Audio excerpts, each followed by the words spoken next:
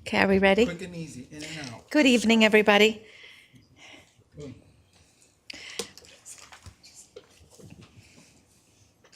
I would like to call to order the regular city council meeting closed session. The time is 5:33. City Clerk Duarte, would you please take roll? Yes, Mayor. Councilmember Horn, Present. Councilmember Sosa, Present.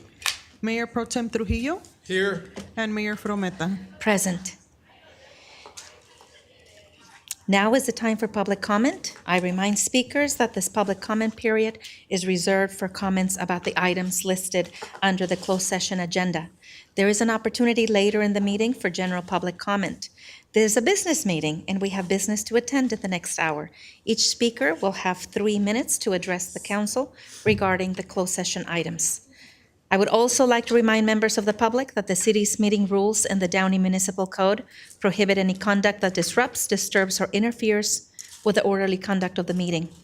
Speakers who violate these rules and cause a disruption will receive 1 warning and then may be removed from the meeting. Violations of the rules of decorum for council meetings may also result in an administrative fine under the municipal code or citation for a misdemeanor under Penal Code Section 403. City Clerk, did we receive any written correspondence regarding the closed session items? No written public comment, Mayor. Okay, thank you. It looks like we have a speaker. Yes, 1 speaker. Hello, BC. Good evening. Good evening.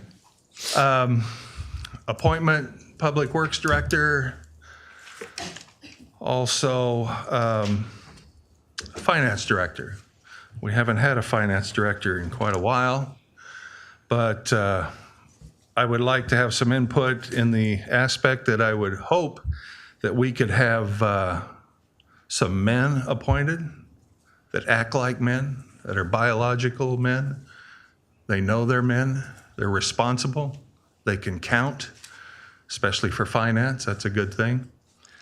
We don't need them up here advocating for higher taxation or things of that nature.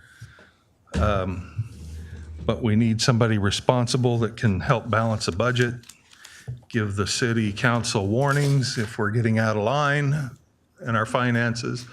As Public Works goes, a responsible man that can stand up and get the job done.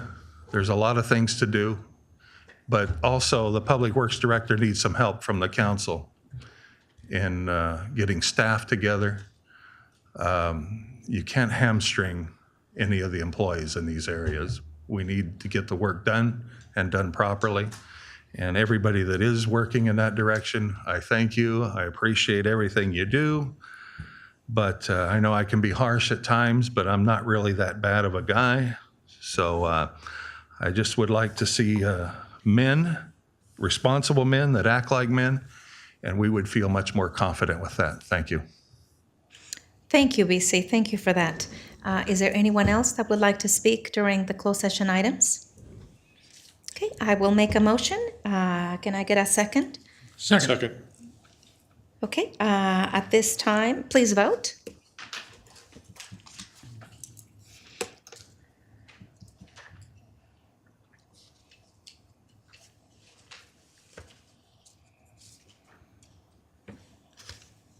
The motion is approved unanimously. Okay, thank you. The City Council will now recess to close session under the following authorities. Number 1, Government Code Section 54957, Public Employee Appointment, Finance Director. Item number 2, Government Code Section 54957, Public Employee Appointment, Director of Public Works. And number 3, Government Code Section 54956.8, Conference with City of Downey, Real Property Negotiator, City Manager Roger Bradley, and Interim Director of Public Works, City Engineer Edwin Norris, regarding property at assessor parcel number 6256-009-024, negotiating party BNF World Investment LLC, a California limited liability company, under negotiation, price and terms of payment. We will now recess to close session. Before we recess to closed session, can we please take a motion and a second to approve the closed session minutes? of the special and regular Oh, yes, meetings. thank you.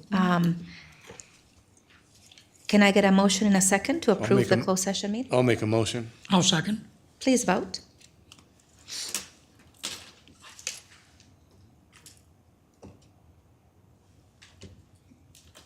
The motion is approved unanimously. Thank you. We will now recess to closed session. The time is 5:38.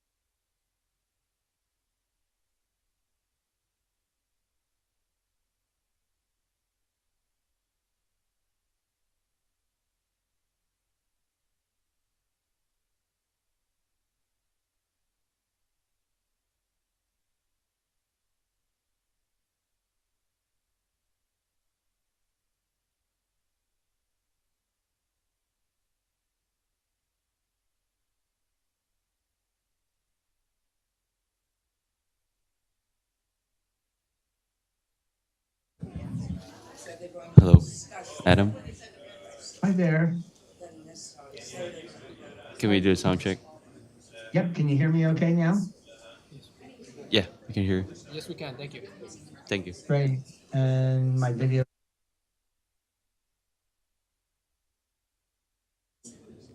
All right.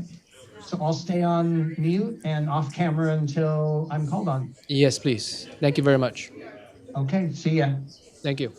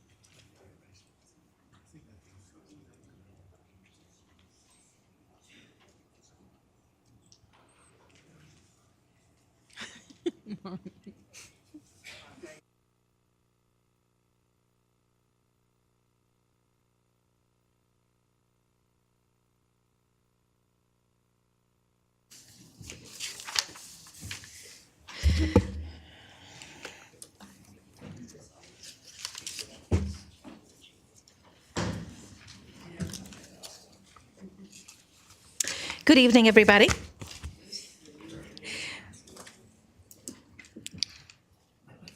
We are now reconvening from our closed session, and the time is 6:36. Ms. Interim City Attorney, will you please report the closed session action? Actually, is our city manager will report the closed session action on items 1 and 2. Madam Mayor, members of the council, very happy to report the appointment of, the council's ratification of my appointment of Mr. Stephen Hanna as our finance director, and also Mr. Matt Baumgardner, who will be our public works director. We are going to be having them coming on board here in the next few weeks. We're very happy to have them become part of our team, continuing to fill some vacancies and get the organization moving forward. So happy to report that, Mayor. Thank you. Thank you, City Manager Bradley. And for item number 3, Ms. Interim City Attorney, will you please report the closed session item? Thank you, Mayor. The council convened, met in closed session with all members present, and there is no reportable action on item number 3. Okay, thank you for that. Before we begin the regular city council meeting, open session, I would like to remind members of the audience that anyone wishing to speak during the public comment period must obtain a number card from the city clerk. Lining up to speak will not be permitted and each speaker should remain in their seat until their number is called. The time clock will begin when you begin your comments. I will now call to order the regular city council meeting open session. The time is 6:38. City Clerk Duarte, would you please take roll? Yes, Mayor. Councilmember Horn, Present. Councilmember Sosa, Present. Mayor Pro Tem Trujillo, Present. and Mayor Frometa. Present. I would like to call on Pastor Dan Dutch from Desert Rain Church to please lead us in the invocation. Thank you for joining us, Pastor Dutch. If we can please stand. Thank you, Mayor. City Council, it's an honor to be here.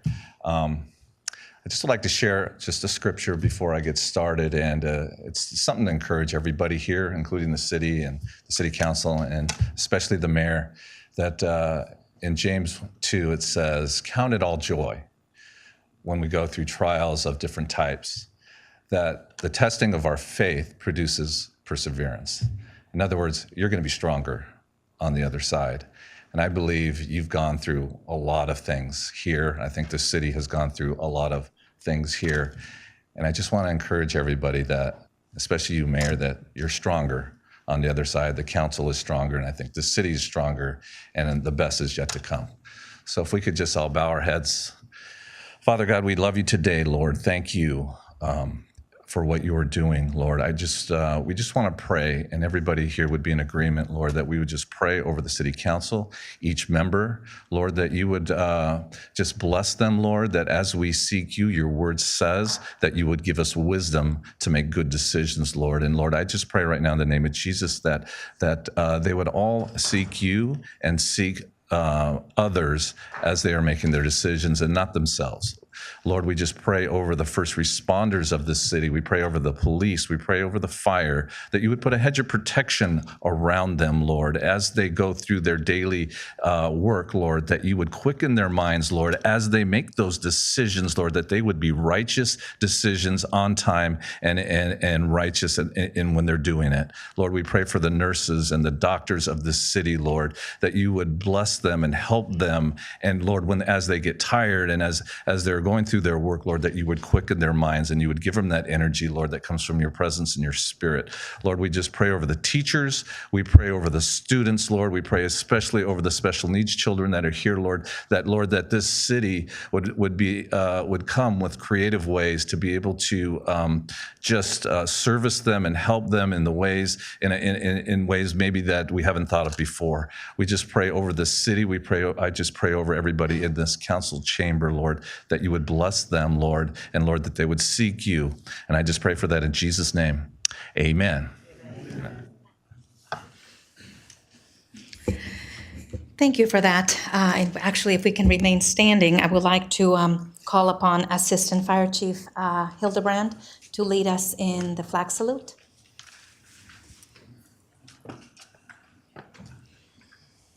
Place your right hand over your heart. Ready? Begin.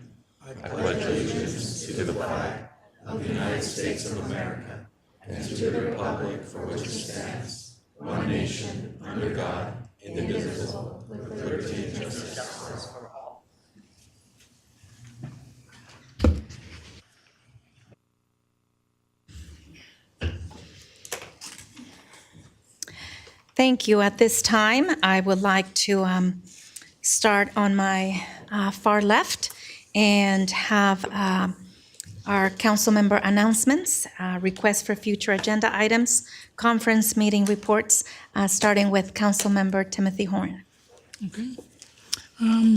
Pretty much for the week, I met with the public and handled any city complaints.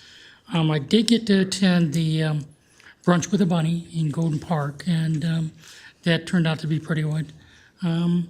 And I'm working forward with the Chamber of Commerce for visits to the H2 microgrid house. Since we're kind of being left out at this point, where other cities are moving in, I'm working to get us into that. And that's all I have right now. Thank you, Councilmember Horn. Mayor Pro Tem Trujillo. Thank you, Madam Mayor. Good evening, everyone, and happy spring break to all our Downey Unified School District students, and happy belated Easter. I had the pleasure of attending the Downey Symphony annual presentation to all our fifth graders. Thank you to the Downey Kiwanis Foundation for continuing to sponsor that amazing event. It was fantastic to be present and see so many beautiful kids listening attentively and learning about musical instruments and about our symphony. So kudos to the Symphony and the Downey Kiwanis Foundation. And the Kiwanis Downey just had their recent election. For all of you who may be interested, there are two Kiwanis clubs in Downey. We have the Morning Los Amigos Club, which meets every Thursday, I believe. Wednesday. 7 Thank a.m. you. That's our breakfast club. So at the Rio Hondo Event Center. And then there's the Downey Los Amigos Club, which meets Thursdays at lunchtime, but they also have the Nighthawk program. The Downey Kiwanis clubs, both of them are equally strong and impressive, full of community leaders and residents who care, business members from the community. The Los Amigos Club putting on a very successful car show, their third annual. Congratulations to them. The Downey Kiwanis had their annual casino night. Congratulations to them. I did participate in the brunch with the bunny. It's a little late. I missed the last meeting, but I wanted to report out on that. Also had a really good meeting with Verizon. Verizon is one of our wireless providers, and they actually brought an issue to our attention. It seems that when we developed a specific plan, we specifically excluded cell antennas. So now, as a result, you may have spotty service in the downtown area. I'd like to see if the staff could look at that to see if, in fact, we actually did that, because we're trying to improve connectivity to our residents in all parts of the city. So it'd be great to make sure that area is covered. Had an opportunity to meet with Linda Sanchez and local individuals from the area. As you may know, we actually have two members of Congress who represent Downey. Congressmember Robert Garcia represents the bulk of the city, but Congresswoman Linda Sanchez actually has the part that's very important to us right now, Cecilia.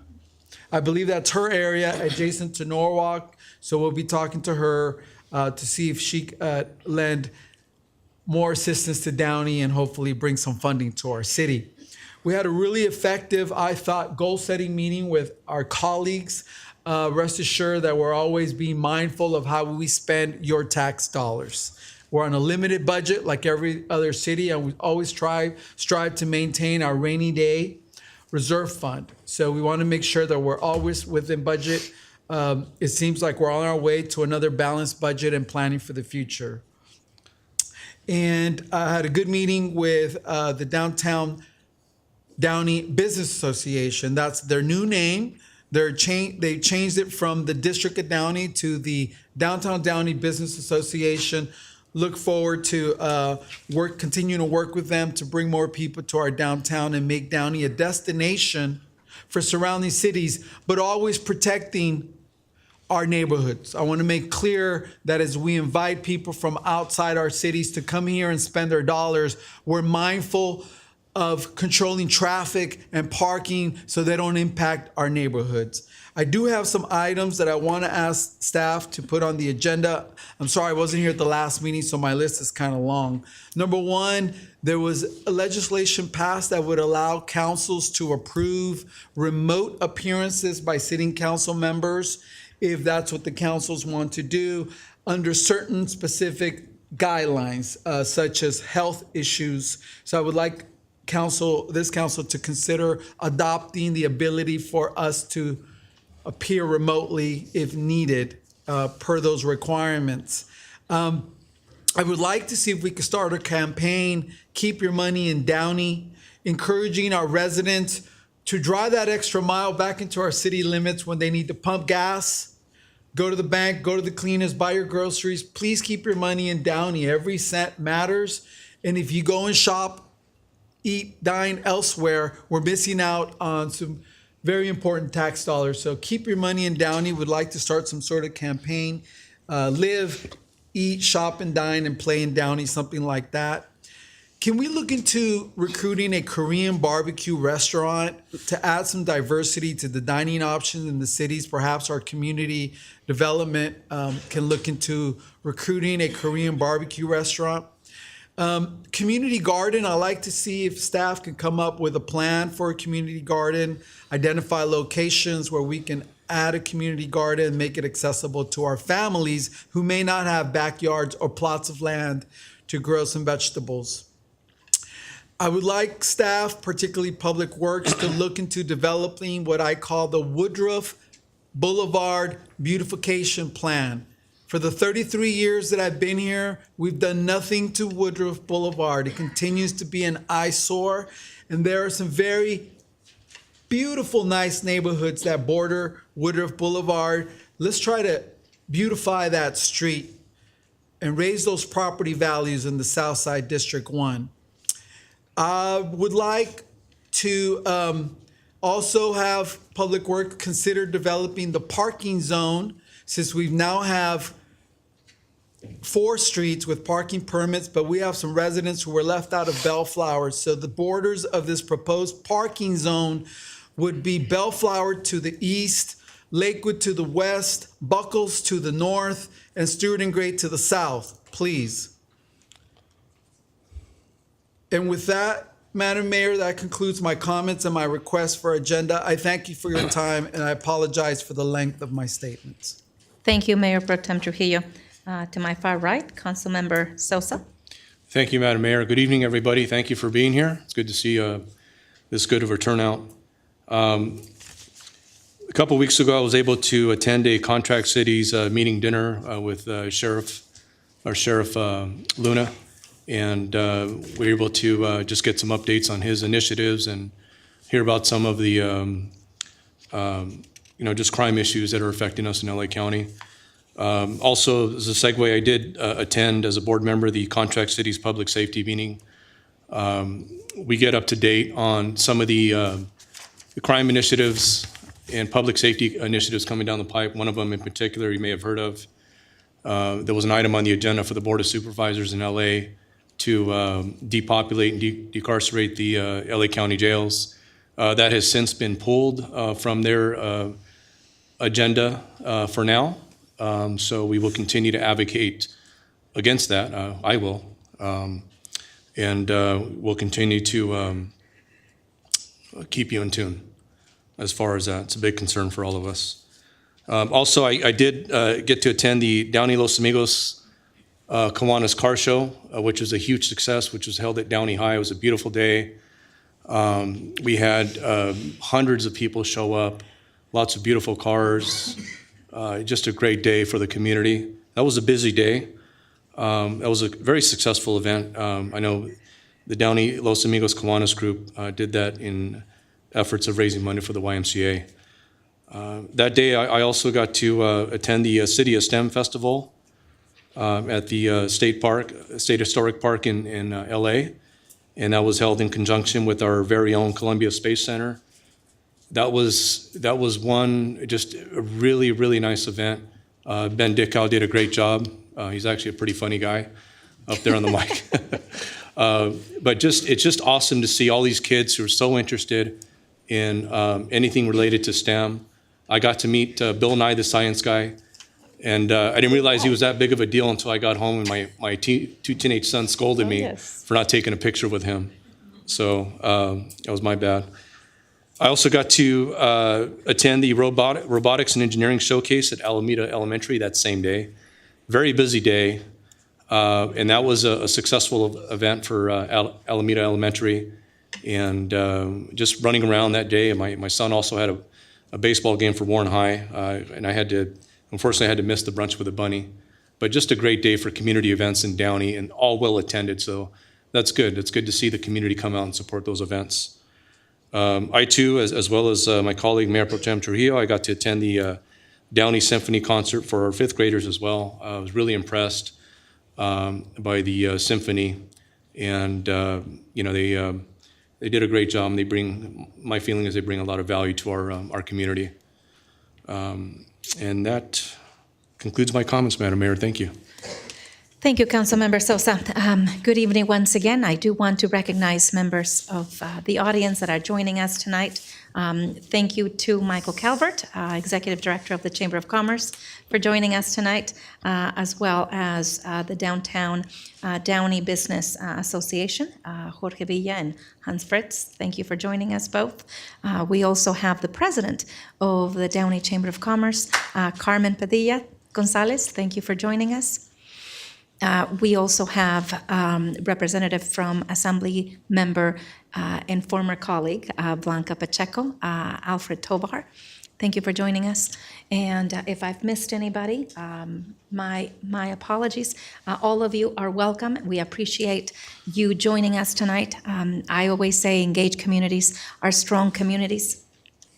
I don't want to repeat a lot of what was said by my council colleagues. We certainly have a very busy community, and it is always a joy to join some of my council colleagues at some events. And I do want to give a special mention to the individuals that completed the 23rd Police Citizens Academy last week.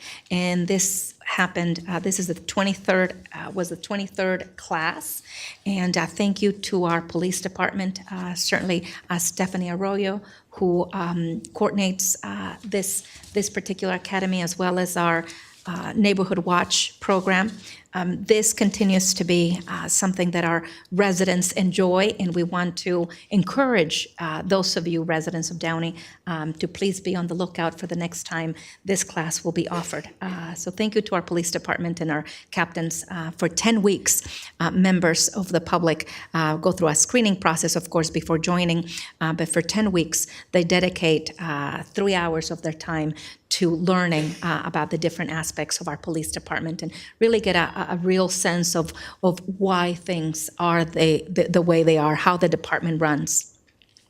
I also attended the California Contract Cities as an executive board member, the ELAD's dinner with Sheriff Luna just a couple of weeks ago. And again, as Councilmember Sosa mentioned, we were briefed on a motion that the County Board of Supervisors was going to take regarding depopulating our jails. And now this is a federal consent decree, which means it's coming from the federal government that these things need to happen. However, when that motion, when that was placed on the agenda, one of the issues that, of course, all of us cities in LA County had is there was really very little engagement and very little discussion as to what we are going to do regarding having thousands of inmates released. As it stands, and this is from what Sheriff Luna shared with us, the Sheriff's Department is facing a shortage of officers. And again, this is concerning across contracted cities, but also independent cities like the city of Downey. We are facing increased crime, and again, we've got to take care of our own police forces, and yet these decisions are being made without much planning and much engagement with the other cities. And as has been mentioned, the item was pulled last week, and but the item is not dead. That means that item is going to come back, and we as elected officials and as local governments, we need to continue to engage with other cities about what this means in the future to our communities and the public safety in our cities. I also attended the City Council Goal workshop, and this has been, Mr. Herman, I need you to please not be disruptive as you enter this meeting. Thank you. The City Council meeting workshop that we all attended is important for the city because it allows us to plan for our budget and allows us to really focus our priorities. As you know, we have overarching goals, public safety, fiscal responsibility, community engagement. These are some of the pillars that we have as a community. And if we don't together plan as far as what our focus and our priorities are, and then we have a way to measure these, what doesn't get planned and budgeted does not happen. And we realize that there may be things down the road that come about that we need to take action. This is your final warning, Mr. Herman. You are being disruptive with all the noise you are making. This is your one warning. You are coming into a meeting and you're being disruptive with the noise you are creating.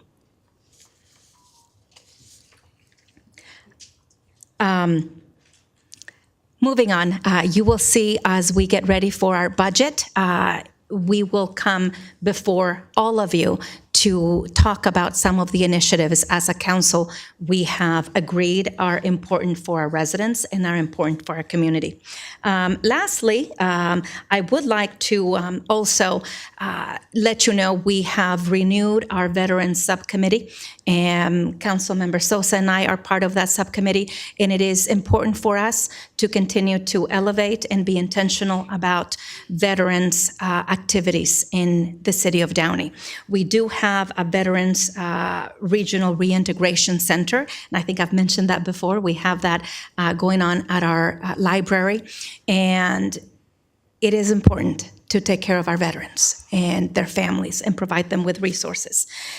We also had a meeting with the theater subcommittee, and I do want to let you know we want to, as we also plan for the upcoming theater season, we want to engage with the Downtown Downey Business Association and really get our downtown businesses and restaurants engaged so that, to MPT Trujillo's point, we not only advertise the entertainment and what the Civic Theater, the activities surrounding that, but also engage with our businesses, with our restaurants, so that people can plan to come see a show, but also dine locally. And maybe there's a discount in that. But I want to make sure that I'm mentioning these things so that we can all be on the same page. Please be on the lookout for Mayor Frometa's 90-second roundup. Those are coming out every 2 weeks, where I mentioned important events coming up in our city and little snippets of information that I believe are important to all of you. And there's also one thing that I would like staff to look into. And I know that we've talked about this before, and I think as we all continue to put an emphasis in our economic development and making sure we move forward with our downtown, revitalization and the image of shop, dine in Downey, that we look at the cost. I would like staff to come back with a cost of getting a gateway sign in our Downey, in our downtown Downey. I think that We've mentioned that in the past, but I think it's time we really seriously look at that as we prepare for budgets. And once again, please be mindful. I know our police department continues to monitor speed enforce speed and racing activities throughout our city. We hear you, and please download the Downey app. We've continued to have a very strong push for Bennett and the illegal dumping that happens in certain segments of our city. And please, I invite you to download that app and report whether it's illegal dumping or graffiti or lights that do not work. I know there was a mention some weeks ago the app was having some glitches, but that app has since been fixed. That's all I have. Thank you for listening. I will now turn it over to our city manager for his report. Thank you, Mayor. We had a couple of future agenda item requests. Just need a second on them and go through them quickly here. Looking at remote appearance for the city council for certain issues. Just need a second to bring that back. Yes, I'll second that. Thank you. Explore a Keep Your Money in Downey program or campaign. I'll second that too. As part of our economic development recruitment efforts, look at a Korean barbecue restaurant. I'll second that.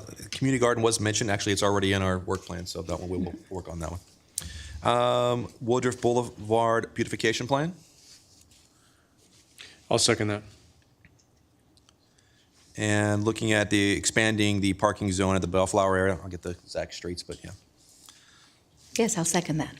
And then finally, the costing out a gateway sign for downtown Downey. I'll second that. All right. And then the other item was a report on cell coverage, and we can provide that to you. Make sure they get that as well. Thank you. Thank you very much. At this time, where I'm going to go downstairs for presentations, we've got military recognition and 4 proclamations.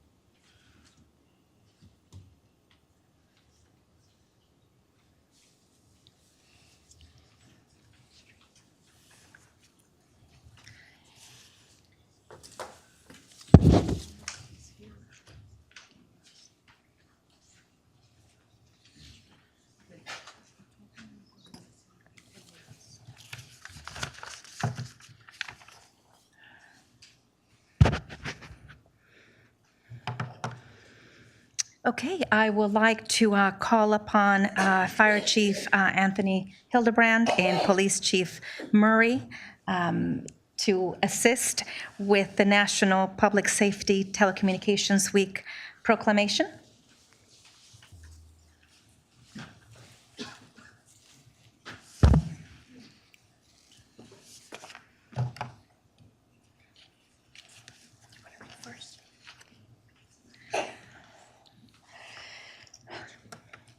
The National Public Safety Telecommunications Week is from April 9th through April 15th.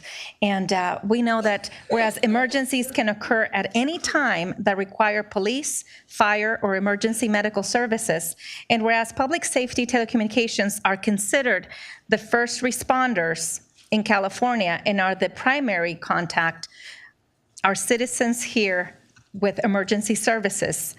And whereas when an emergency occurs, the prompt response of police officers, firefighters, and paramedics is critical to the protection of life and preservation of property. And whereas the safety of our police officers and firefighters is dependent upon the quality and accuracy of information obtained from citizens who telephone the City of Downey Police and Downey Fire Emergency Communications Center. And whereas public safety telecommunicators provide a vital communications link for our public officers and firefighters by monitoring their activities by radio, providing them information, and ensuring their safety. And whereas public safety telecommunications of the City of Downey, police and fire departments have contributed substantially to the apprehension of criminals, suppression of fires, and treatment of patients. And whereas each dispatcher continually exhibits compassion, understanding, professionalism, and hard work during the performance of their job every day. Now, therefore, be it resolved that the City Council of Downey declares the week of April 9th through April 15th, 2023, to be National Public Safety Telecommunicators Week in the City of Downey, in honor of the men and women whose diligence and professionalism keep our city and citizens safe. Signed this day, your Mayor, Claudia Frometa.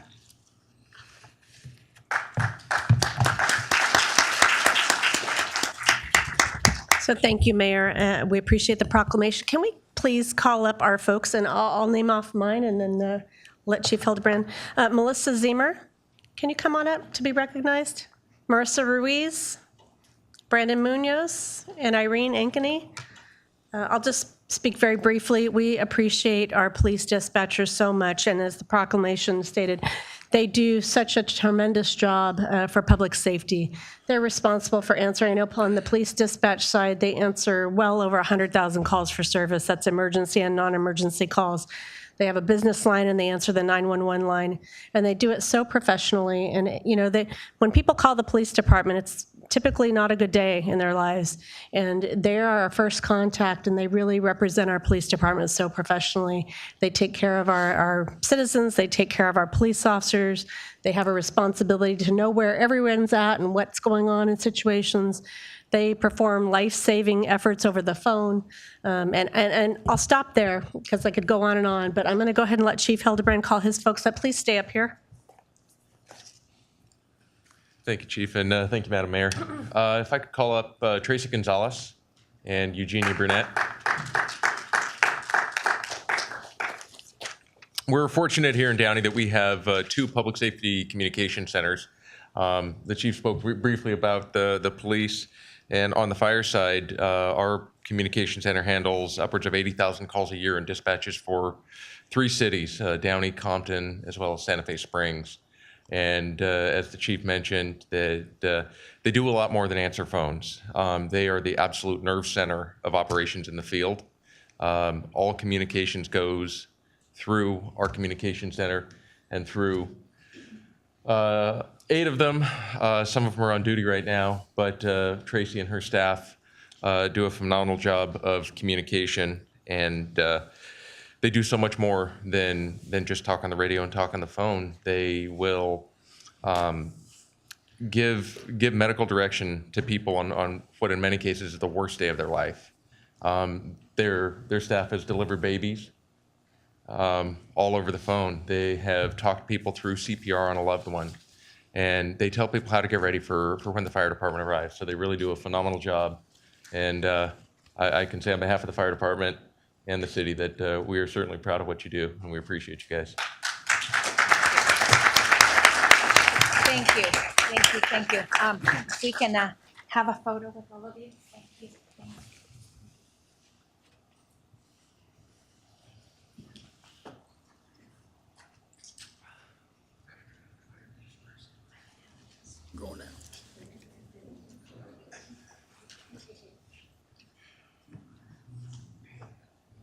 Yes, yes, yes, yes.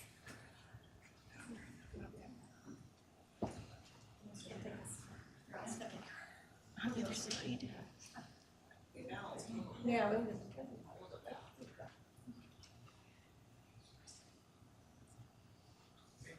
Let us know if we need to get closer.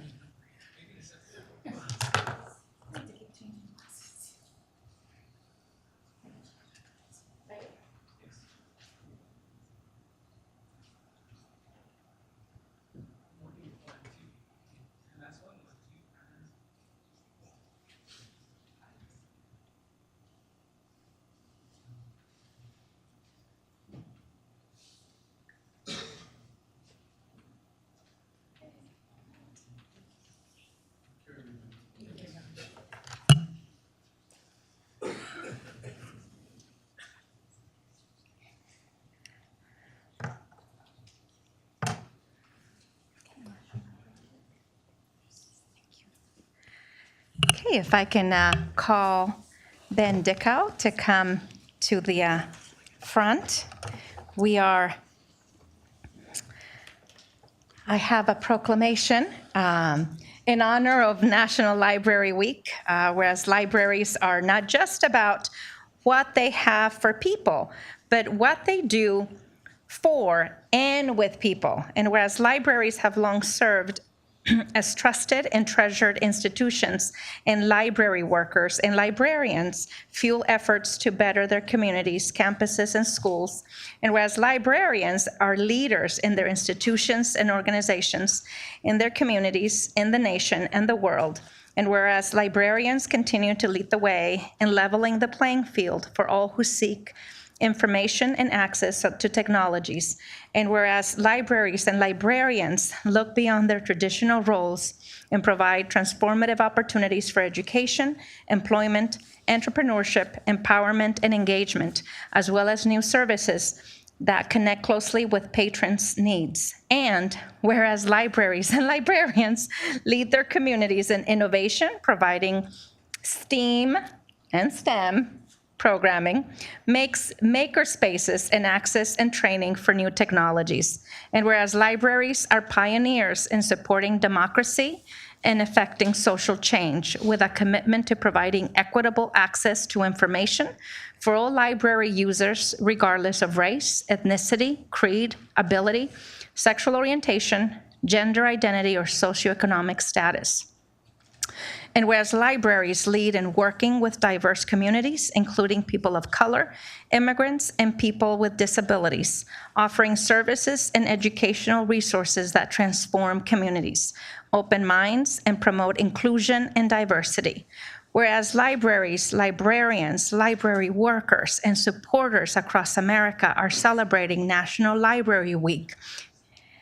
Now, therefore, I, Claudia Frometa, Mayor of the City of Downey, do hereby proclaim April 23rd through the 29th, 2023, as National Library Week, with this year's theme, There's More to the Story. And I encourage all residents of Downey to visit our beautiful city library to explore what's new and engage with your city librarian. Thank you very much. Thank you. Would you like to say a few words? Sure. Thank you. I mean, that proclamation said a lot, so thank you very much. I just want to thank the City Council for acknowledging National Library Week, and I want to thank the citizens of Downey for supporting the library. The library is a place of firsts. It's the place where some people learn to read for the very first time. Some kids take their first step for the first time. They interact with the public for the first time. Libraries are special places. They're also one of the only places that you're not expected to pay a thing. You walk in and you can access all of these services and tools for free, no matter who you are and what station you're in. So I just really want to say thank you for the support, but also say thank you to my staff. The staff of the Downey City Library is one of the hardest working of all time, and we've really strived to innovate the field. We're more than just a place for books, so if you haven't been to the library for a long time, come on down. It's totally free. Thank you very much. And it's brand new. It's been And it's remodeled. brand new, exactly. Thanks. Thank you.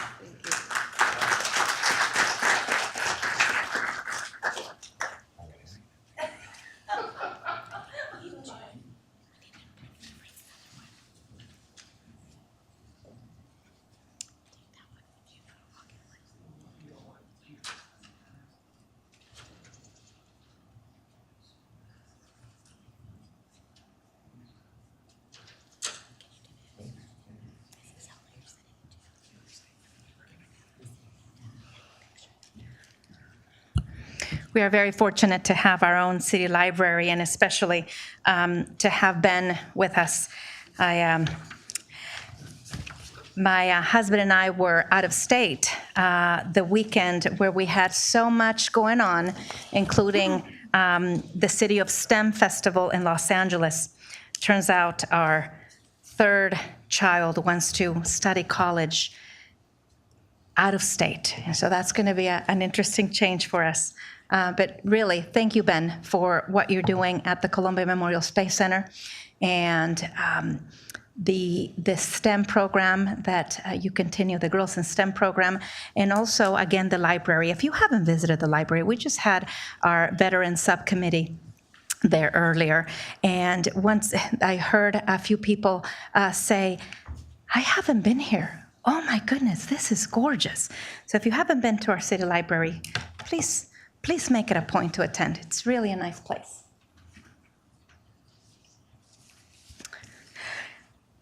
We also have another proclamation. I don't want to necessarily read all of the whereases. Again, we are celebrating Arbor Day, and I would like to call upon our Interim Director of Public Works, Ed Norris, to assist.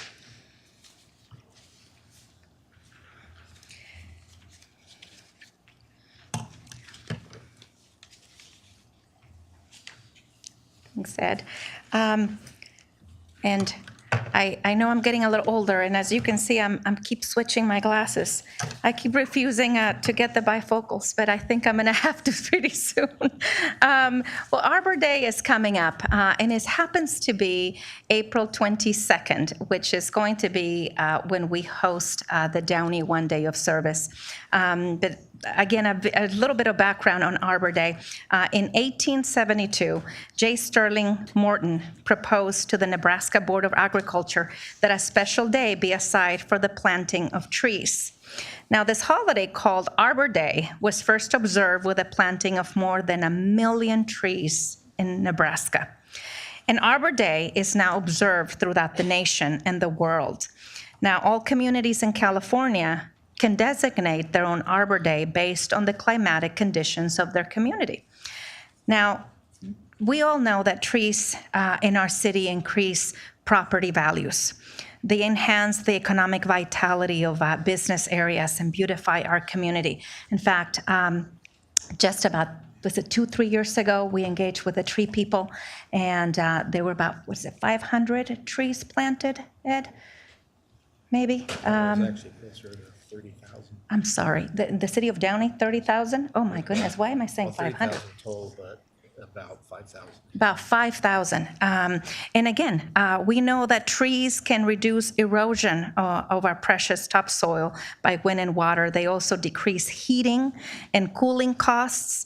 They moderate temperature, they clean the air, they produce life-sustaining oxygen and food, and provide habitats for wildlife.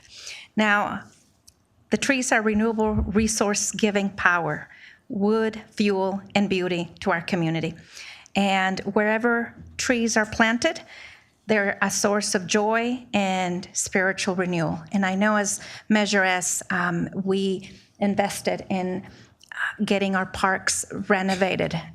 It was really important to all of us to ensure that our trees at Furman Park, and certainly the trees at Wilderness Park, that those trees were preserved. And as we have this proclamation for Arbor Day, it's important for this city, and I think it's important for our community and our residents to know how much value we place on this and how important it is, especially post-COVID, and knowing how precious oxygen is, that we need trees, and we need to do everything we can to expand our tree canopy. I don't know if many of you have gone to other cities that have just absolutely beautiful tree-lined streets, and that is because their local governments and their cities also make it a point to establish ordinance to protect those older, mature trees. Now, unless those trees have,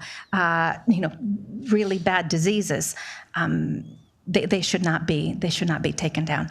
But I, Claudia Frometa, Mayor of the City of Downey, do hereby proclaim April 22nd, 2023 as Arbor Day in the City of Downey, and urge all residents to support efforts to protect our trees and woodlands and to plant trees to gladden the heart and promote the well-being of this and future generations.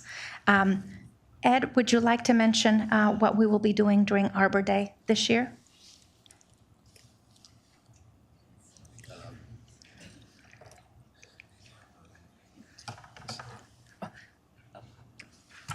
We'll be giving giving away trees. Yes, we will be, I think, fruit trees, correct? Yes. Yes, that on Saturday, April 22nd, the same time we're going to have our Downey One Day of Service here in the Civic Center. We will also be giving away fruit trees to families. And so these are, well, I think while supplies last, right? First come, first served. First comes, first serve. Anything else? Yes. I can say a few words. Thank you, Madam Mayor, for this acknowledgement. And the mayor said it correctly. Our trees are very important within our city. They have both environmental and aesthetic benefits. And we will continue to preserve our city's trees to the best of our ability in maintaining them and planting them where they currently don't exist. So thank you very much for this. Thank you, Ed.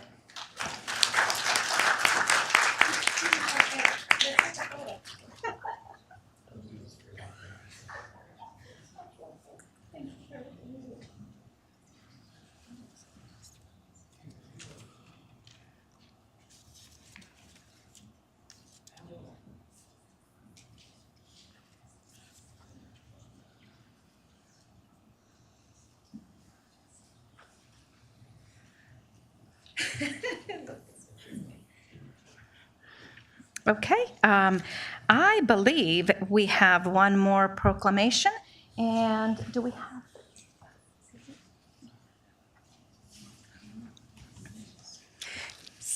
I would like to call upon, we have April as Fair Housing Month, and I would like to call upon Martha Torres from the Fair Housing Foundation to come up and receive this proclamation.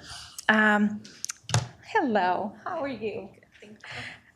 One of the greatest freedoms enjoyed by Americans is the freedom to live in a home of one's choice. And the promise made to us by the nation's fair housing law, which requires that all people be treated equally in connection with sale or rental of housing, regardless of race, color, national origin, sex, gender identity, disability, sexual orientation, marital status, age, familial status, or religion. Whereas this year marks the 55th anniversary of the Federal Fair Housing Act, the original legislation targeting the elimination of housing discrimination in America. And whereas since the adoption of the fair housing legislation in April of 1968, April has been designated Fair Housing Month. Each year, the U.S. Department of Housing and Urban Development, HUD, and the Fair Housing Foundation organize events and activities during this month to focus attention on the issue of equal opportunity in housing. And whereas April is Fair Housing Month throughout the nation, we're asking each resident of the city of Downey to support efforts put into practice the principles of freedom, justice, and equality upon which this great nation was founded upon. Now, therefore, the City Council of Downey, on behalf of its citizens, do hereby proclaim April as Fair Housing Month on this 11th day of April, 2023, signed by the Mayor, Claudia Frometa. And Martha, would you like to say a few words? I was like, hello and good evening, City of Downey. My name is Cristina Prado. Martha Torres, she is our community engagement liaison.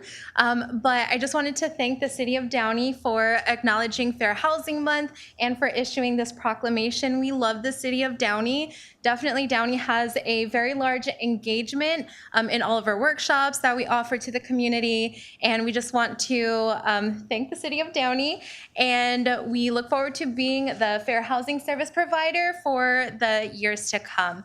So thank you again for this proclamation. Thank you, Christina. Yes. Not Teresa, Christina. Thank you. My council colleagues are ready.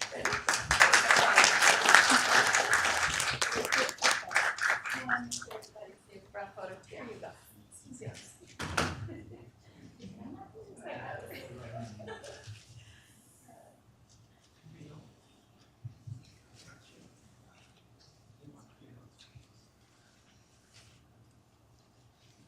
Thank you again.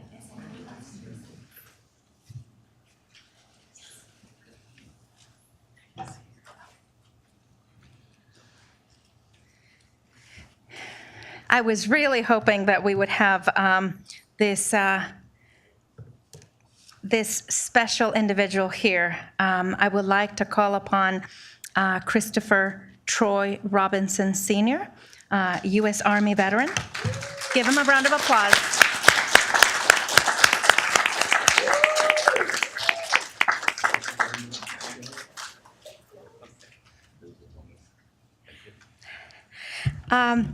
I would like to recognize Christopher Troy Robinson. Let me put on my glasses. On behalf of the citizens of Downey, in recognition of your tireless efforts to the United States Army, your dedication to our country and the fight for our freedoms throughout the world is commendable. We pay special tribute to you and to your family for your military service to the United States of America. And can you please give them a round of applause?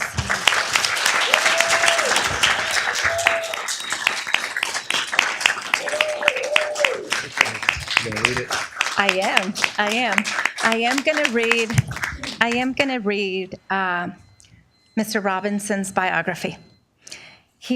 Christopher Troy Robinson Sr. was born in Long Beach and raised in Downey. He attended Rio San Gabriel, Downey High School, go Vikes, Cerritos College, and Trident University, where he graduated with a Bachelor's of Science in Information Technology Management and an MBA in Strategic Leadership. In 2004, yes. In 2004, Christopher joined the United States Army and achieved the rank of Staff Sergeant as a military intelligence analysis. After serving, he lived in Texas. But when COVID hit, he decided to move to Hyattsville, Maryland. Christopher currently works for the Department of Defense in Washington, D.C. as an international security specialist, where he travels overseas 75% of the year, conducting NATO training for our European foreign partners. It is my distinct pleasure and honor to welcome back our hometown hero.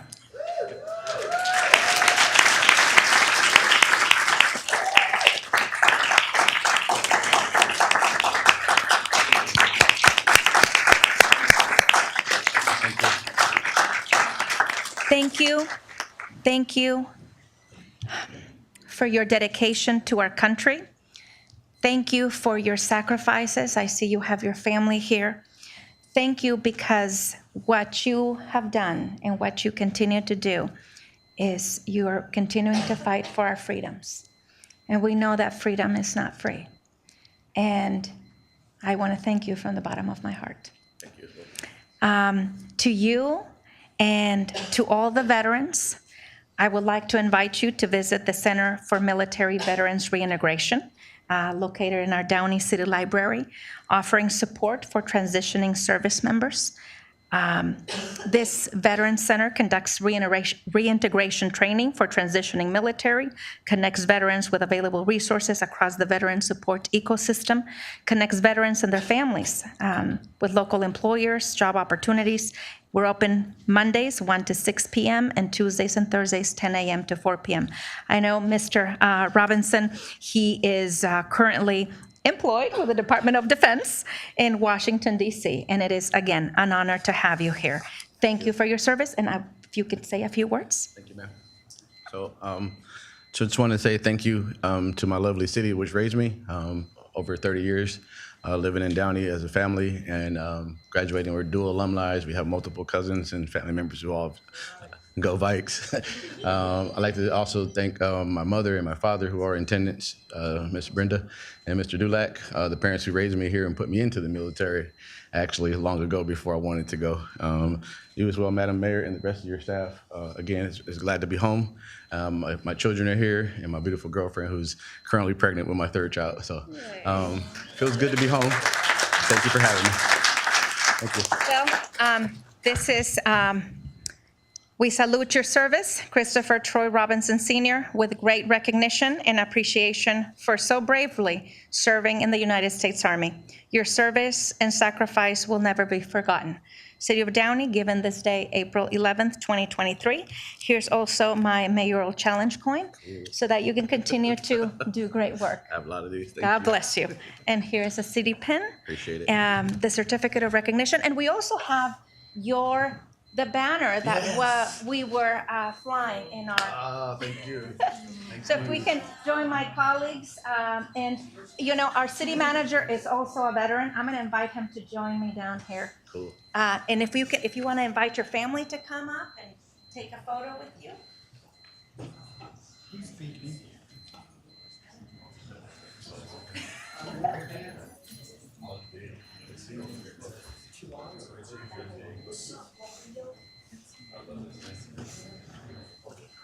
There we go. Yes, let's do this. Yes. You want to come up this way a little bit? There we go.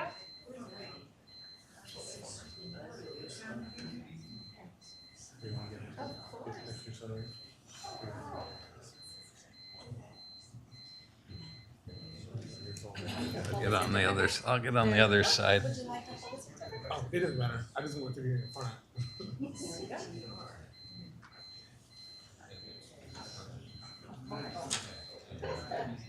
There we go.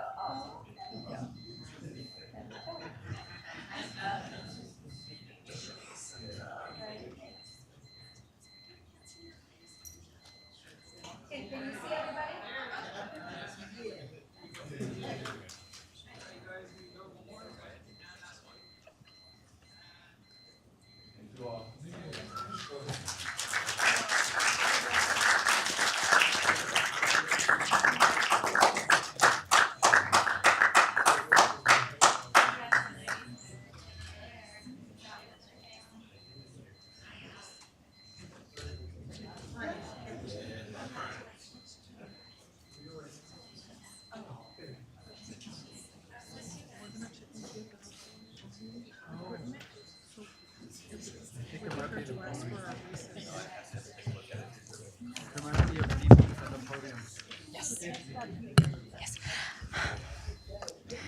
We're going to take a brief 3-minute recess to check on a beeping sound. And again, big round of applause to Christopher Troy. We're going to go ahead and take a recess. Thank you.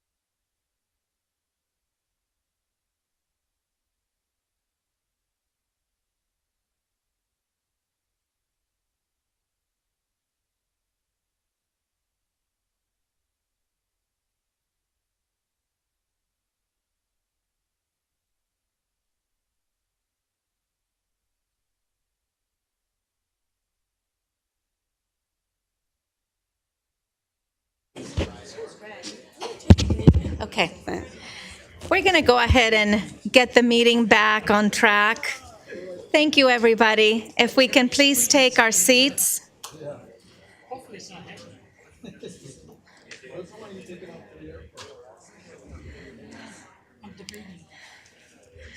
Conversation down there. We're going to go ahead and get the meeting started. If we can get everybody back to their seats. Chief? We're getting our meeting started. Thank you. It's always nice to when we have these recognitions, really.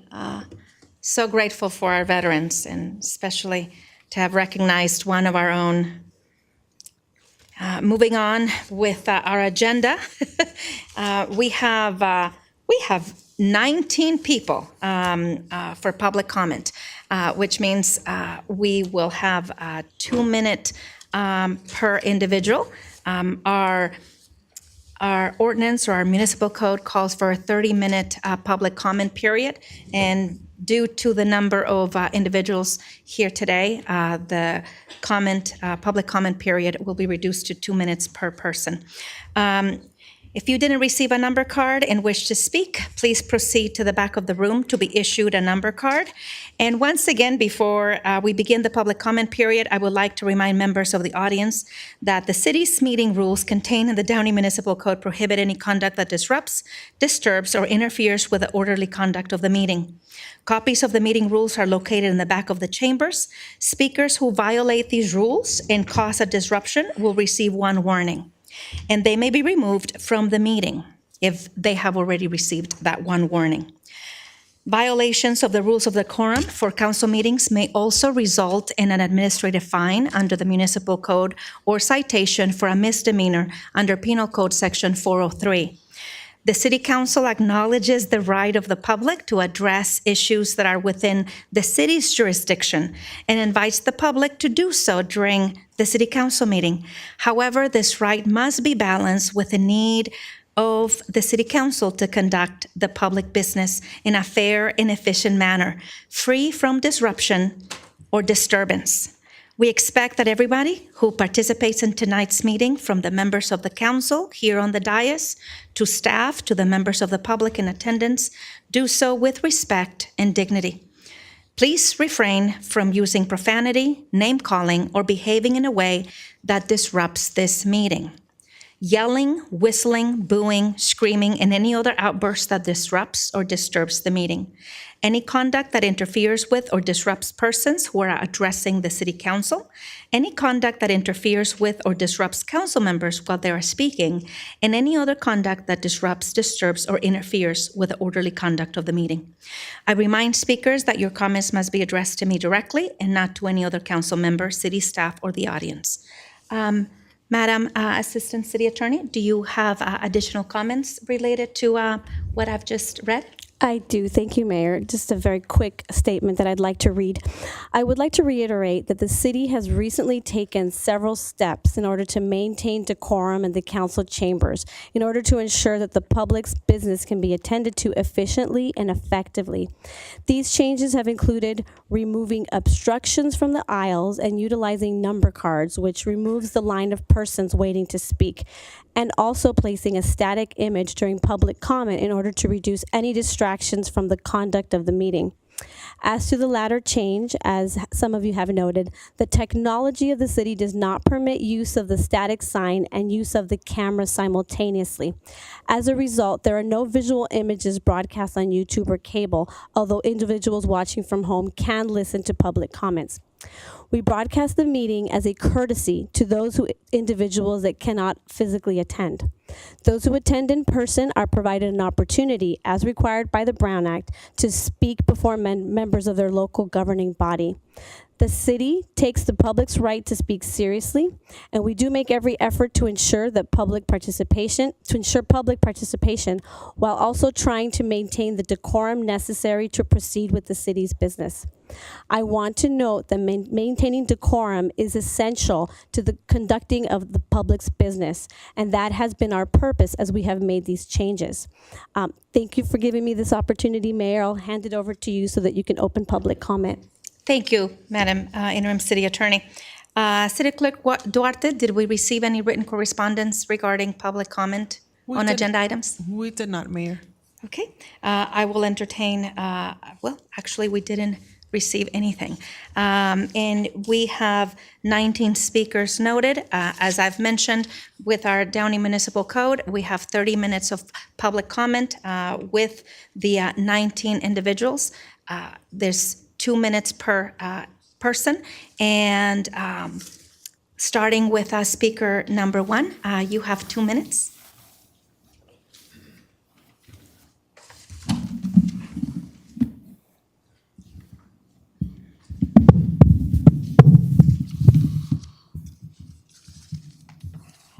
Good evening, Mr. Squire. Good evening.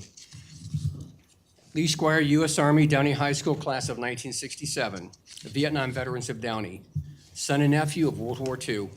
Mayor, City Council, we the people, and the veterans of Downey. First item, Holocaust Remembrance Day is April 18th of 2023. This not only honors those who lost and those who survived the Holocaust, but also honors their liberators, the Allied forces of World War II. I'm still asking for a proclamation to the Museum of Tolerance in Los Angeles to honor the victims and the survivors of the Holocaust and their liberators, our World War II veterans. Second, the 24th man of Downey killed in Vietnam is Craig E. Williams, whose plaque is at Dennis the Menace Park. I want a POW MIA flag placed below the American flag in honor of the fact that he's a Vietnam veteran. Vietnam veterans of Downey was successful in getting proclamations presented by Bellflower, Downey, Placentia, and Santa Fe Springs honoring March the 29th, 2023 as National Vietnam War Veterans Day. I am further honored by the Cerritos College, who adopted a resolution making every March the 29th National Vietnam War Veterans Day, and thanks to Cerritos board member Dawn Green for pursuing this resolution. Her dad is also a Vietnam veteran.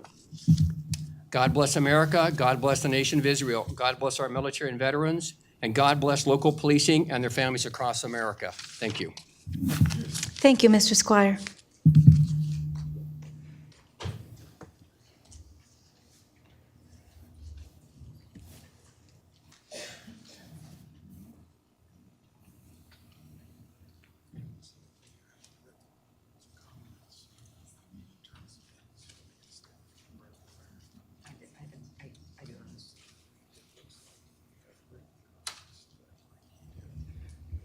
Speaker number 2, also, may I remind you, please use the wireless speaker there. As you noticed, we have some technical issues with the other mic.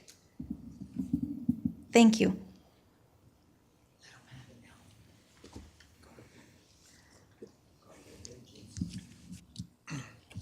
Hello, good evening. Hello. Malachi's name means my messenger. He is an Old Testament prophet who wrote his book between 433 and 400 years before the birth of Jesus of Nazareth. I know there are people who seek to prevent aliens from entering America. Malachi 3:5 reads, "And I will come near you for judgment. I will be a swift witness against sorcerers, against adulterers, against perjurers, against those who exploit wage earners and widows and orphans, and against those who turn away an alien because they do not fear me, says the Lord of hosts." Let's focus on these words. I will be a swift witness against those who turn away an alien. The Lord God does not approve of turning away aliens simply because they are undocumented. Fentanyl is manufactured in China and distributed in America through cartels who bring it over the border. COVID, which was weaponized in a lab in China, and fentanyl are two ways China seeks to weaken America before a military attack. Lawmakers who approve of abortion should hear the words of Isaiah. Woe to those who decree unrighteous decrees. If the true history of Planned Parenthood was written, the title of the book should be None Dare Call It Murder, The Aborting of America. Thank you for that. Speaker number 3 may come up.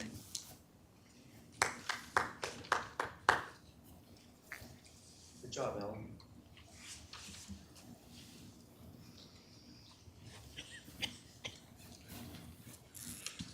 Good evening, BC.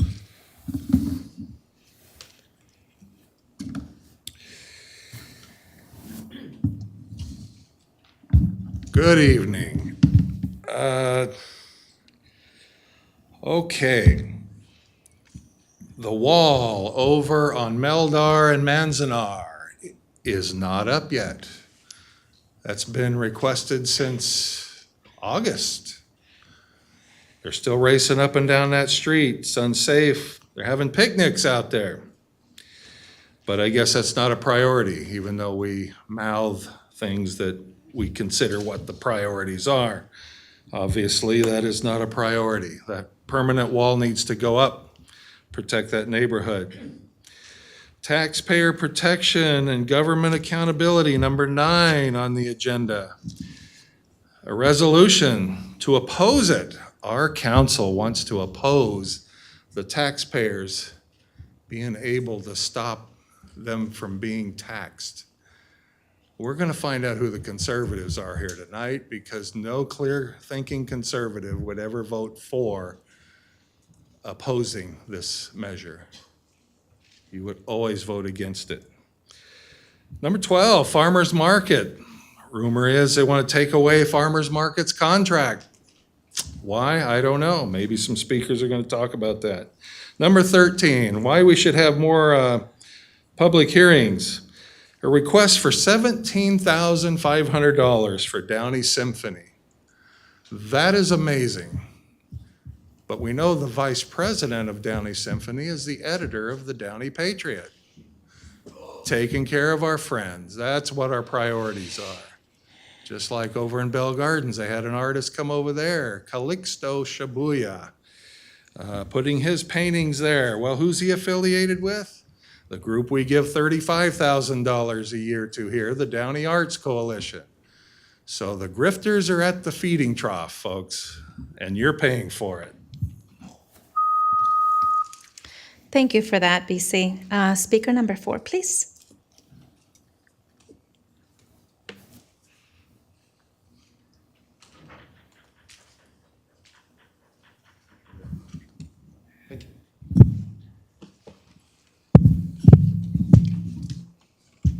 Good evening. My name is John Edwards.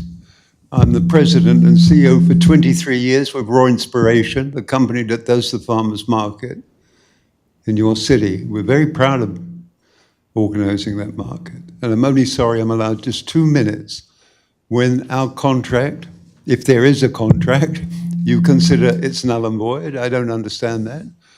But we need to know. And we were told by Mr. Guerra, on Sunday, as you may know, there were many Facebook pages about the market, overwhelmingly supporting us and the farmers market. Mr. Guerra started writing and said, please don't make up your minds until you hear all the facts. I was hoping he would be here tonight and tell the facts, because I know the facts, and I would be surprised if he does. Yesterday at a meeting in Downey, Mr. Guerra said, the farmers market charged $90 for every vendor. That is untrue. We don't charge anywhere. A farmer pays $25 for their booth. So we do make money. During the pandemic, we didn't. It'd be $900 a day. We didn't. But what I would like to know, why our contract is considered null and void by this council. We've never got a letter from you. I understand the decision was taken by this council that it was invalid 2 months ago. Nobody wrote to us. Nobody contacted us. Nobody told us that that was the position of you. So we've been going along merrily. Now, on Saturday, we got 550 signatures from customers. Half of the vendors, 20 vendors, half of them, wrote to say they wouldn't like another market manager. So what I would like to know, and I have nothing against the DDIA, I'm sure it's a wonderful, we work with bids, we work with improvement. Yeah, unfortunately, it's a very short time knowing you're going to take our contract away. But I appreciate the time. Thank you so much. Thank you. Thank you for that.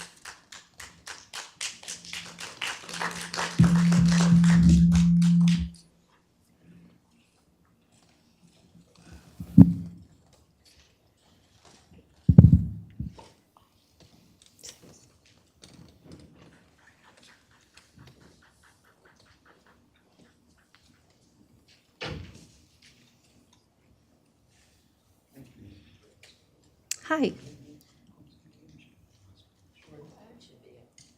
May we have speaker number 6 come up?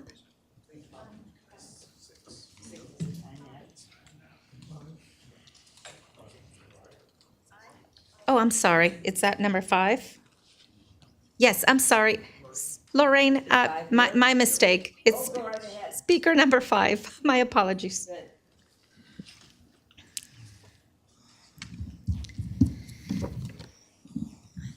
Hello, my name is Melissa Farwell, and I work for the Farmers Market Operator. I worked with the city from the inception in 2008 to help revitalize a struggling downtown Downey, overseeing the Downey Farmers Market for the past 15 years. Ron Spiration built the farmers market here from scratch. We built a market that operated in the red the first 6 years since its inception and kept it going because we believe in Downey and we love our customers and the residents and had an amazing relationship with city staff. We also had to deal with the huge impact of COVID-19 pandemic where once again we very much were in the red and contemplated closing the market. As a company, we asked, what more can we do for the Downey community? We implemented giving away $200 to $500 in additional EBT coins each market to help the community. We have had multiple location changes since the beginning, 3, and it is not easy to move a farmer's market, as some may think. We triumphed through these challenges and built a reliable community gathering space with great vendors.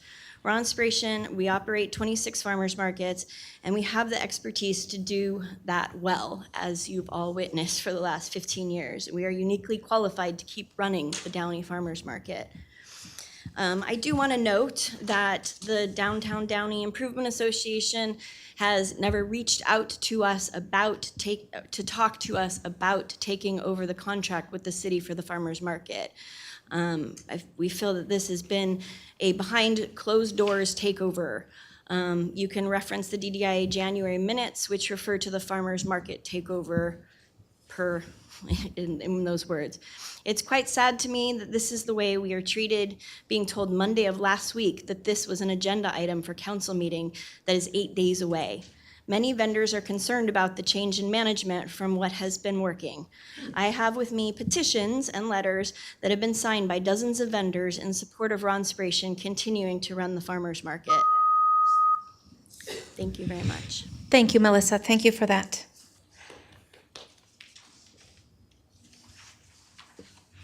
Now, number 6. Thank you. Good evening. My name is Lorene Parks. I've lived in Downey for over 50 years, and I'm a member of the Downey Symphonic Society Board of Directors, and we're here to ask you if the council would be able to fund the summer concert in the park. And I know that several of you were able to go to hear the 5th grade concert in the theater and see our symphony in action. It's a wonderful tradition. Because of the COVID problem, we don't have enough money to put on the summer concert and do our regular concert subscription season in the theater this coming year. So we're asking if you would be able to do the funding. We can produce the concert if you can produce the funds. And I'd like to say, if you go to the concert, the last thing that happens, the conductor Sharon Lavery invites all the children in the park, in the audience, to come down and conduct the symphony orchestra. And 30 or 40 kids go running down, and their parents come along with cameras, and each of those kids is escorted onto the stage and gets about 30 seconds, and the orchestra plays the Stars and the Stripes Forever as long as there's a kid waiting in line. And just imagine what kind of deep impression that makes on that small child. And we're asking you to help us produce that again. Thank you. Thank you, Lorraine.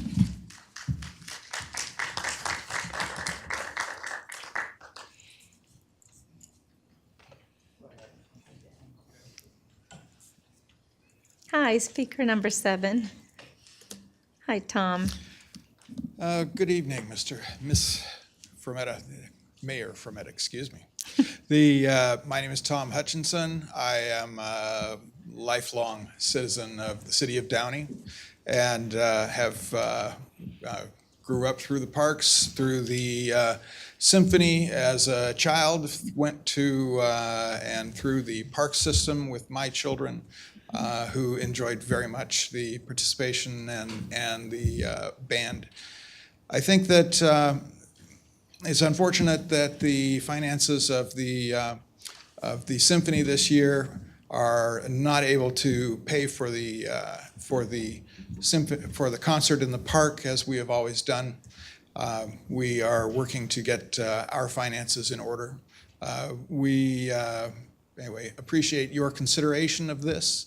I think it is a very good tradition that we have in the city of Downey, one that we would like to keep. But as I said, unfortunately, without your assistance, we will not be able to do that this year. Anyway, I think that you will find that your concert audience in the park in the summer will be very appreciative of the Downey Symphony. And as Lorene spoke of, the participatory nature for all of the children is, I think, always kind of cherished among the crowd. Thank you very much. Thank you for that, Tom. Speaker number 8.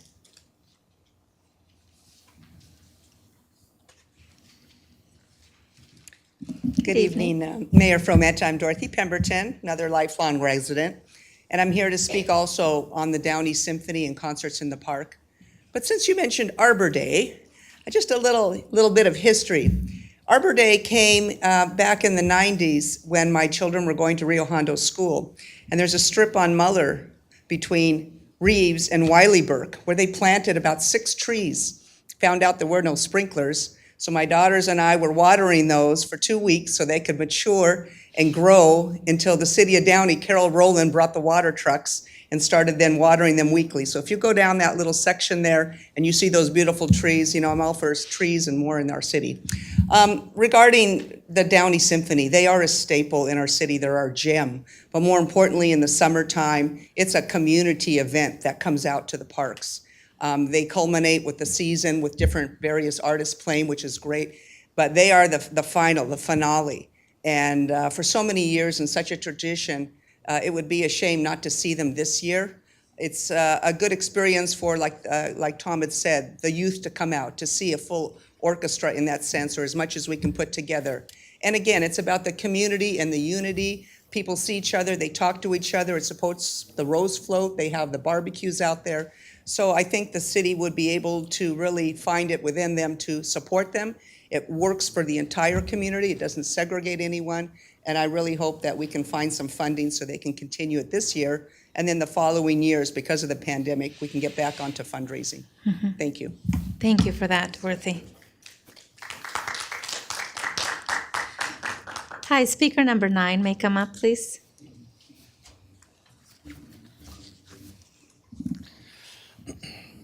Hi, good evening. Good evening, Hans. My name is Hans Fritz. I'm the district manager for the Downtown Downey Improvement Association, or as we like to call it, the DDIA. The DDIA was created in 2018 to manage all aspects of downtown Downey. Our vision is to beautify the area by keeping downtown clean, pressure washing sidewalks, replacing trash bags, security, and overall enhancement. This year, we started the night market that brings between 7,000 to 10,000 people to downtown Downey. We manage, but we do not operate. I think this is what is causing miscommunication. For example, we partner with a third-party company that has a lot of years of experience managing the night market, and they obviously have done a really good job in downtown Downey. However, the reason why I'm here is to clear out some misinformation going around on social media. The DDIA does not want to replace the current operator or any vendor in the farmers market. The community obviously loves them, and we want to keep them. I personally buy my flowers from Alex, one of the vendors in the farmers market.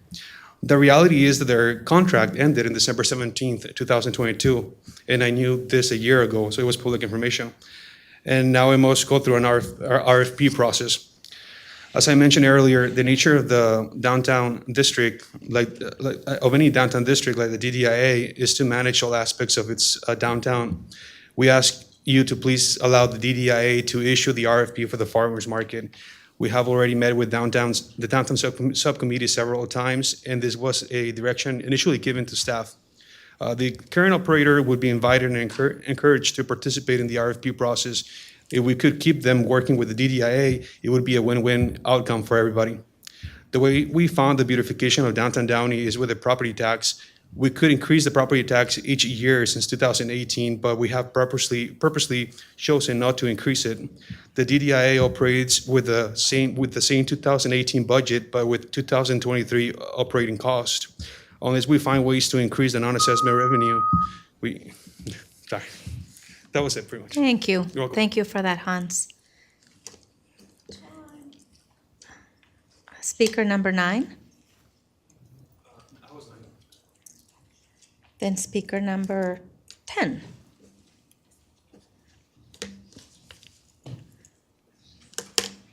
Good evening. Hello, Jorge. How are you? Very well. Good evening. Good evening to the council and city staff. My name is George Villa. I own and operate Villa Properties Investment Management in Downey since 2009.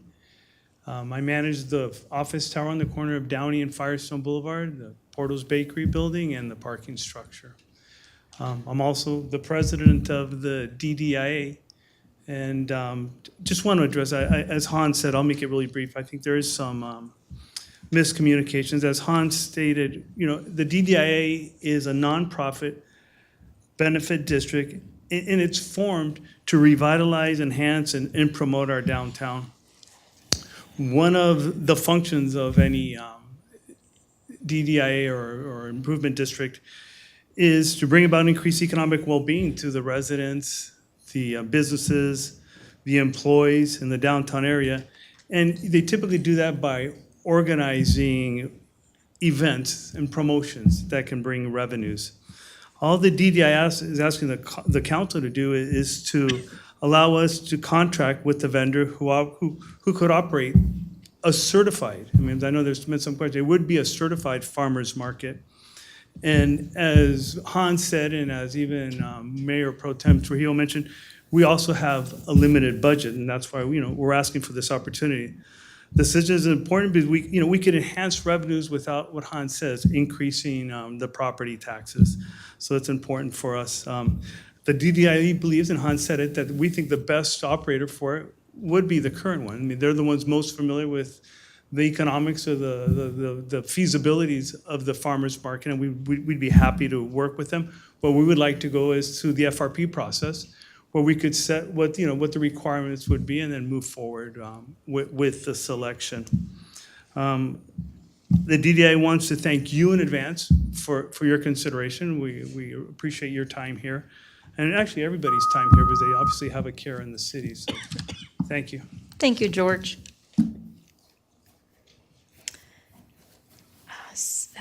Speaker number 13 may come up.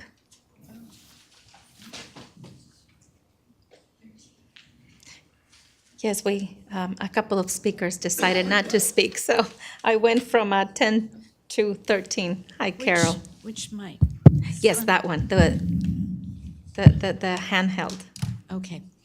I'm here to, by the way, before I start, can I tell you, my husband sent a letter, and so I'm surprised that nobody received it.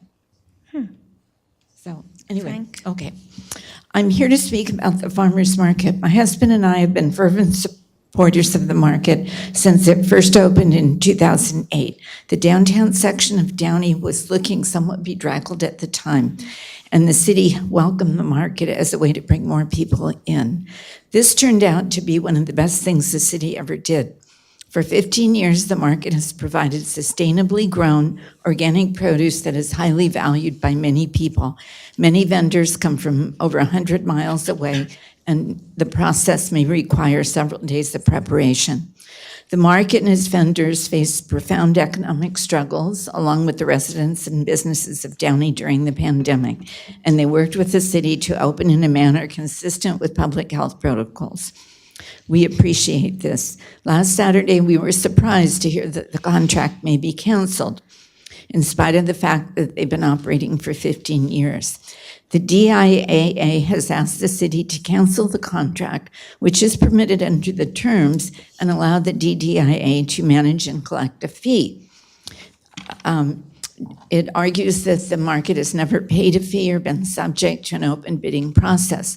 This is true, but has the city ever asked for a fee? Canceling the contract in such an arbitrary way at the request of a property owners association is a bad look for the city for many reasons. First of all, why not just ask the operator to renegotiate the contract? If you don't, you may risk losing your market. An open bidding process is also reasonable, but to just turn it over to DDIA management is very high-handed. And lastly, the DDIA still operates in a way that is not completely open to the public. There are violations of the Brown Act. You can't find out when their meetings are, where they are. It changes location. And I even heard that there was a subcommittee with city council, but I found no record of that at the city council offices. So please have open hearings on the farmers market. Thank you. Thank you, Carol.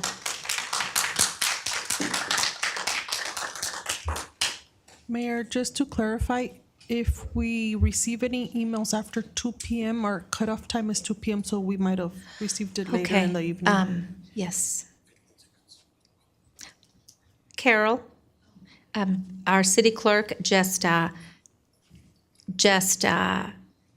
informed me that any emails, and I'm going to say this so that everybody hears, any emails for public comment that are received after 2 p.m. on a council day, if they're received after that cutoff time, may not be included. He mailed it yesterday. Maybe he hit the wrong button. Okay. And we'll bring those to the next meeting. Yes. Those items, whatever emails are received will be read at the next meeting. Thank you. Yes, thank you for your patience. Speaker number 14. Good evening, City Council. Christopher Good Olin, evening. Manzanar. It has now been 9 months since we have been coming to the City Hall meetings and asking for something to be done. 4 months since the road barrier went up and nothing since, and it's gotten worse. Now there's a rumor that the city wants to buy out the taco shop. Great, send him away. Nobody's gonna be upset. But if you buy him out, now he's making the better profit. And we still won't get our wall. So then, who knows who's moving in next? Could it be worse? Could be. People are in the neighborhood saying that they don't want the wall, but I've never seen one person here come to City Hall in 9 months to say they don't want it. We've wasted our time for 9 months coming here every 2 weeks. And it doesn't affect them, it affects us, the 6 first houses in the area. People having picnics in front of our house.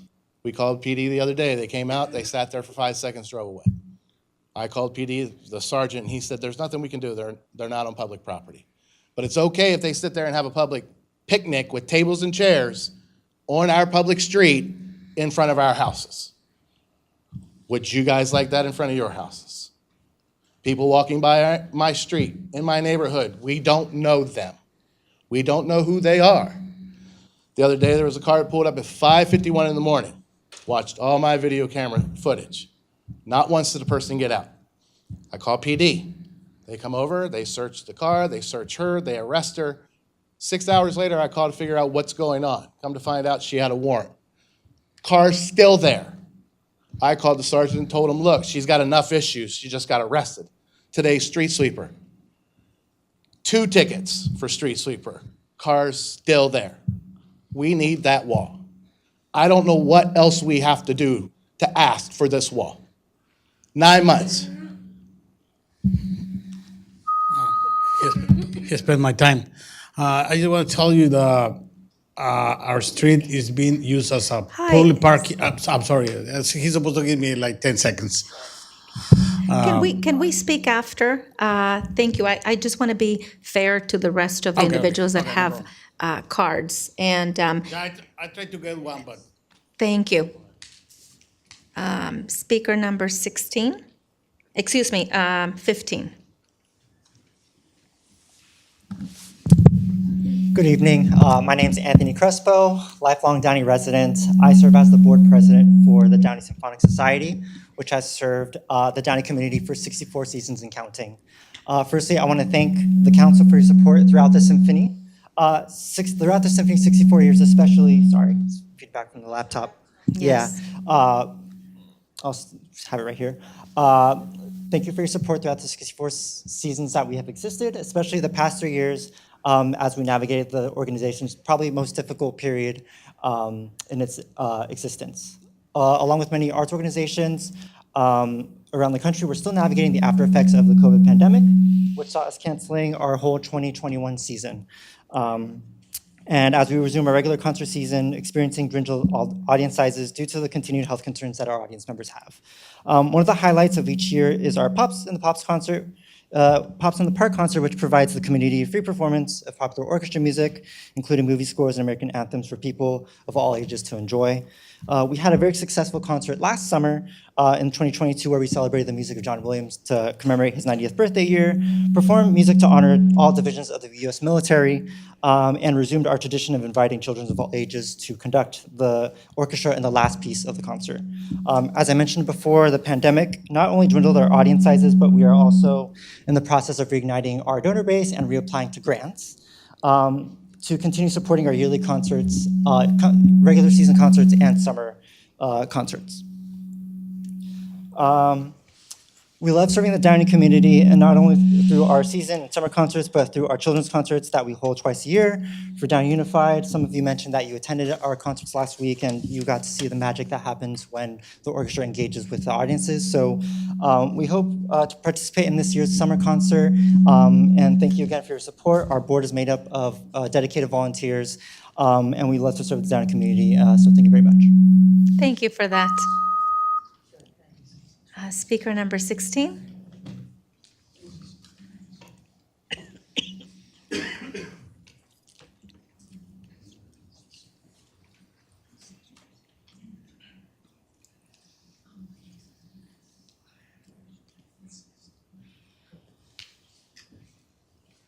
Okay. Hi, good evening, Madam Mayor and Good Councilman. evening. Oh, I thought it was just a laptop.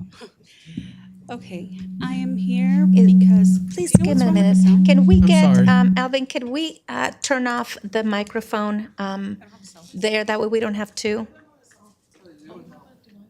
No, my cell phone's over there. Hello? Oh, mic check. Oh, yeah, it's bad. Okay. Oh, yeah, that's better. Thank you. Okay. Thank you, that's better. Thank you. Hi, Madam Mayor and Hey, just a minute, let's wait for the time. Oh, okay. Oh, extra Thank time. you.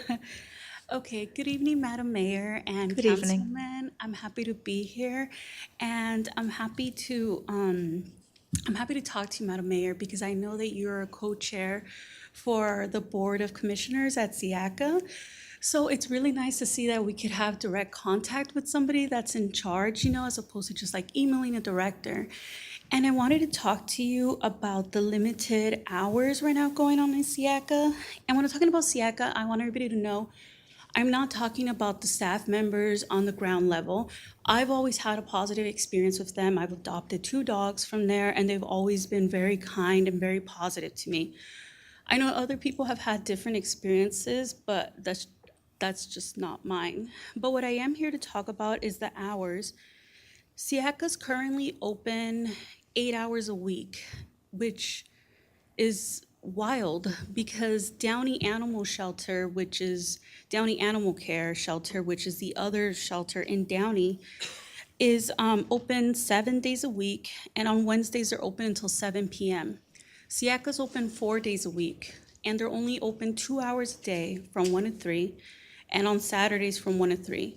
I don't know about everybody else, but I work full time. I work at a school. I get off early. I get off at 3:30, but that's too late. I cannot take pictures of the dogs. I can't take videos.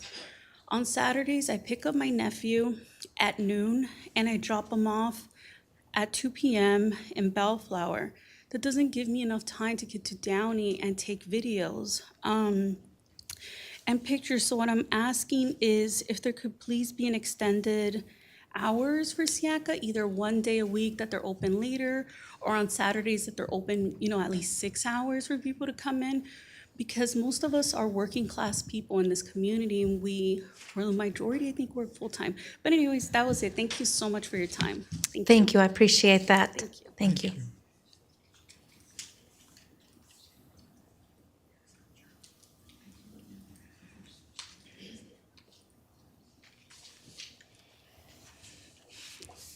Hi, John.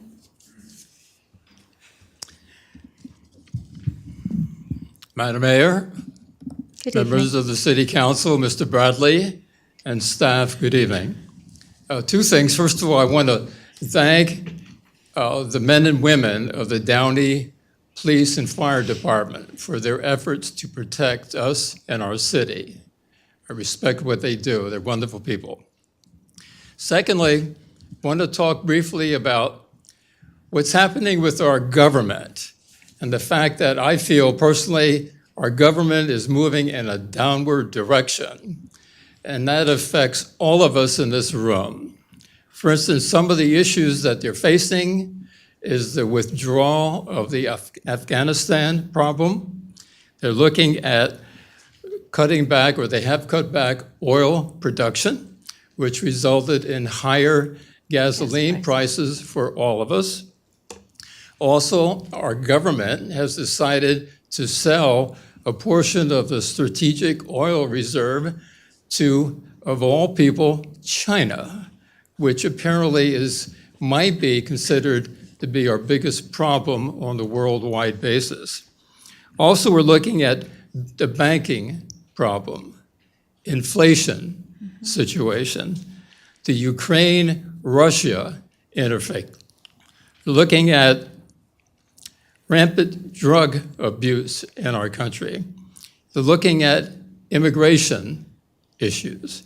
They're looking at gender ideology, confusion issues with some people. And they're looking at the release, as you mentioned earlier, Madam Mayor, of the release of inmates from prisons now throughout the country. It's all creating a problem for all of us, which will get worse as time goes on.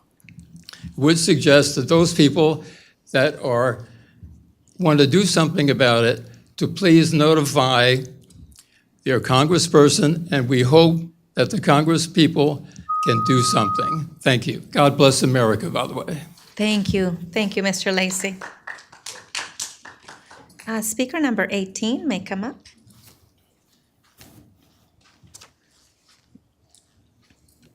Hi, Ms. Romero. I need more than 2 minutes, but I have 2 minutes, so I will try. I'm back again to talk about the street vendors. I'm very, very concerned. I am a retired teacher in Downey. I sub back. I sub often. I love to do that. I go to many schools. Every single day when I leave school, there is a unlicensed vendor at the school selling wet food, selling packaged food, selling who knows what. And The cloths that they use are dirty. There is no sanitation and there is no refrigeration. And it's just not right. I've called. They tell me they don't have enough staff, that they're aware of the problem, they really can't do anything, the police can't, but someone needs to do something. It is an issue that's becoming worse and worse, and they are at every school, and they are up against the fence, and they are selling to kindergartners who are hanging on the carts. When kindergarten gets out, those people are there, and we have to do something. The rest of my time I want to use to support the farmers market. It is a precious part of our community.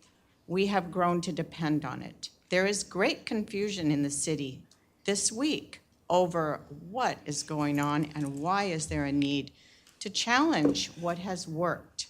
Doesn't seem to be. I appreciate what the DDIA does. They've done a great job, but I do not see a need for DDIA to take over an independent farmers market.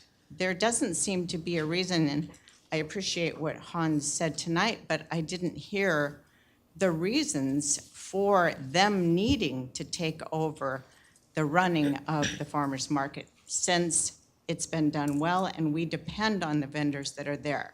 Everyone in the city depends on the vendors that are there, and we love them. So, thank you. Thank you for that. Speaker number 19 may come up.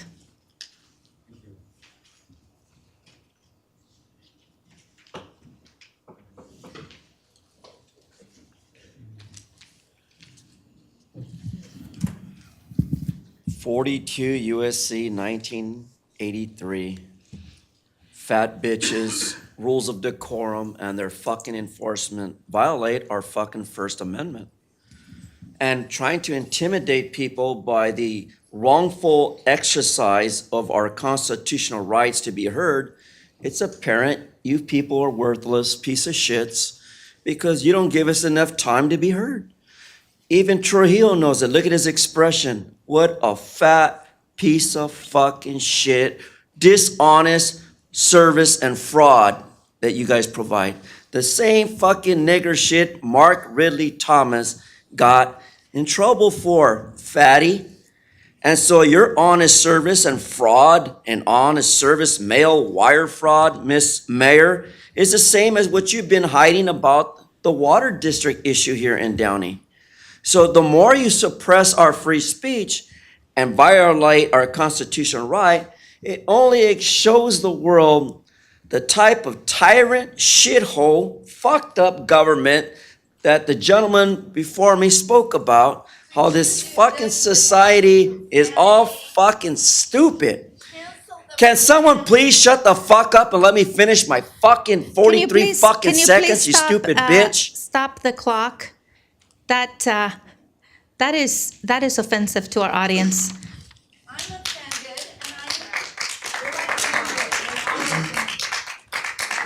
Violations of the First, Fifth, 14th Amendments, Article Section 2 of the California Constitution regarding enforcement of unconstitutional rules of decorum. Fuck you politely, assholes. For God hates the USA, not bless, just curse. Because you fucking political assholes, shithole, rubber pencil neck, stupid fucking attorneys continue to violate our constitutional right. And you let people attack me, fatty. You let people attack me in the audience, and that's the reason why the FBI at 310-477-6565 are one day gonna knock on your door. Hey, bitch, we need to hear from you.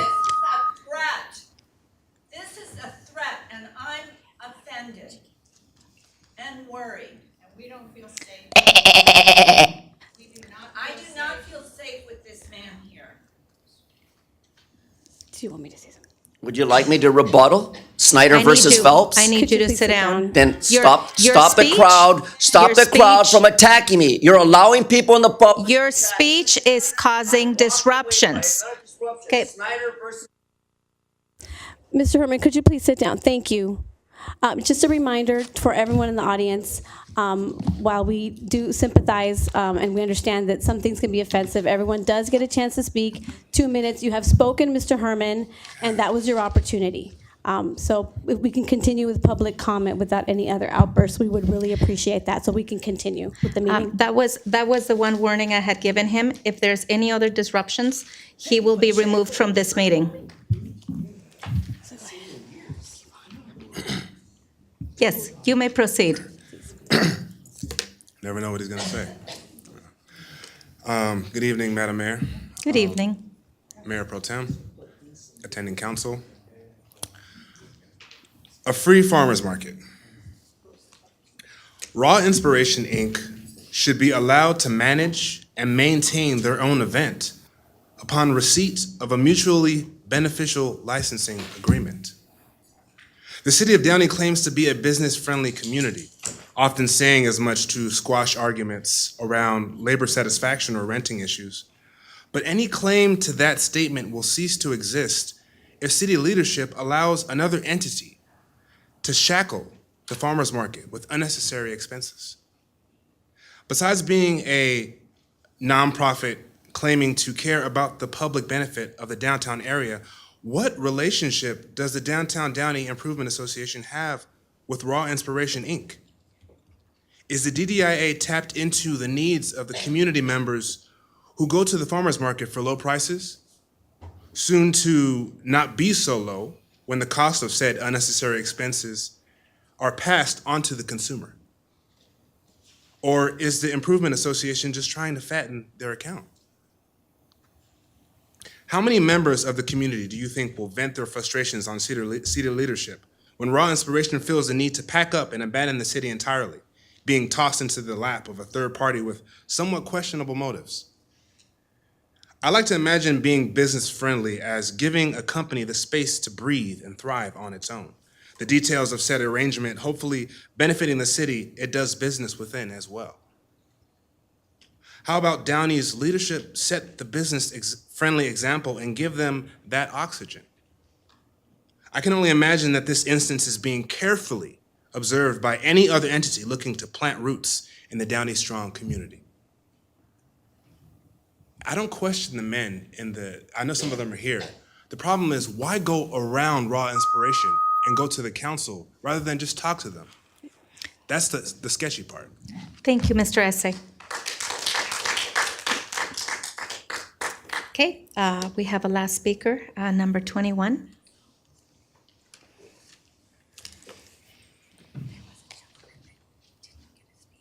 Okay, saving the best for last. Good evening, everyone. I'm just kidding. Mayor Frometa, Mayor Pro Tem Trujillo, Councilman Sosa, Councilman Horn, it's a pleasure to be here. Thank you. I'm Linda Saldana. I am a member of Downey Unified School District, and I'm here today not to take credit for our wonderful veteran who was up here, so thank you for honoring Mr. Leroy, I believe his name was, but I'm here because of the Downey Symphony. So I just joined its board, and why I did it is because having music at the level that is played in our city is so significant. This city was incorporated in 1956, I believe, I wrote it down, and the Downey Symphony became a corporation in 1965, 9 years later. And it has withstood many years in this city, thanks to many volunteers and many people who put a lot towards a nonprofit because they don't typically last that long. They've had issues, COVID, people passing on, and I just thought we can help. The Downey Unified School District supports their third grade concerts. Downey Kiwanis supports the fifth grade concerts. I don't expect this to be constant, but it would be nice to have the support of the city in the parks, which reaches all students and all families in Downey, not just Downey Unified, but everybody. And so I think it would be very significant and help us get our feet back and moving forward. So I really thank you for even considering it and putting it on your very busy schedule and your many requests. But thank you again, and I hope you have a good evening. Thank you for that. It is now 47 minutes. Our Downey Municipal Code allows for 30 minutes of public comment. We are now past 17 minutes. Yes, sir. You told me after they finish, can I say something? Yes, you may have 1 minute to speak. Okay, no problem. Go ahead. Okay, Mayor, good night. As you know, our street is being used as a public parking and a picnic area. And I told you one day, this situation is only escalating for the bad. So like a couple of days, I have my first argue with a male and a female because they're parking, blocking my Your driveway. driveway. So after we argue a little bit, they left. But guess what? Later that day, I found my truck full of fecal matter. So that's the thing we had to live with. So please do something. Tell us that you guys are doing something about our problem. Thank you. Thank you. Thank you for that. I will make a motion to close public comment at this time. Can I get a second? Second. Please vote. And I would also, I would like to ask our city manager again, because we've been discussing the Meldar and Manzanar issue, just to provide a quick update. We realize it's been 9 months and things cannot, as much as we want them to move faster, there are certain things that need to happen from a city standpoint. Yeah, that's correct, Mayor. We are working on that issue. Want to make sure that's clear that it is something that staff is actively working on. We've been doing some studies out there, and those actually are wrapping themselves up and being completed. So we should have more information about next steps, hopefully this week, but very soon. And we understand the frustration that's out there. I've been out there myself. I've talked to a number of residents there, so we definitely understand that there's concerns, and we are working on the issue. Thank you, Mayor. Thank you, City Manager Bradley. Thank you. We will now move on to consent calendar. Now is the time for consent calendar items. Are there any council members that would like to remove or abstain from an item? Yes, Madam Mayor, if I may. I would like to abstain from the minutes of March 28th, the regular closed session, as I was not present. From the consent calendar, item number 3 regarding the 4th Street water system improvements, as I own property near there and have to abstain because of a conflict of interest. And item 12, the management of farmers market, because I own property in the downtown Downey area. So those 3, Madam Mayor. Thank you. Thank you, MPT Trujillo. Anyone else? Okay, is there a motion to approve the consent calendar? Madam Mayor, I do want to make a comment regarding one of the items. With respect to number 9, a resolution of the City Council to oppose the ballot initiative, the Taxpayer Protection and Government Accountability Act. The only reason I bring that up is because there was concern brought up regarding that item tonight and also 4 weeks back. I do want to share with the public, and this was pulled from the agenda 2 sessions ago. And myself, I did take the time to read further into this.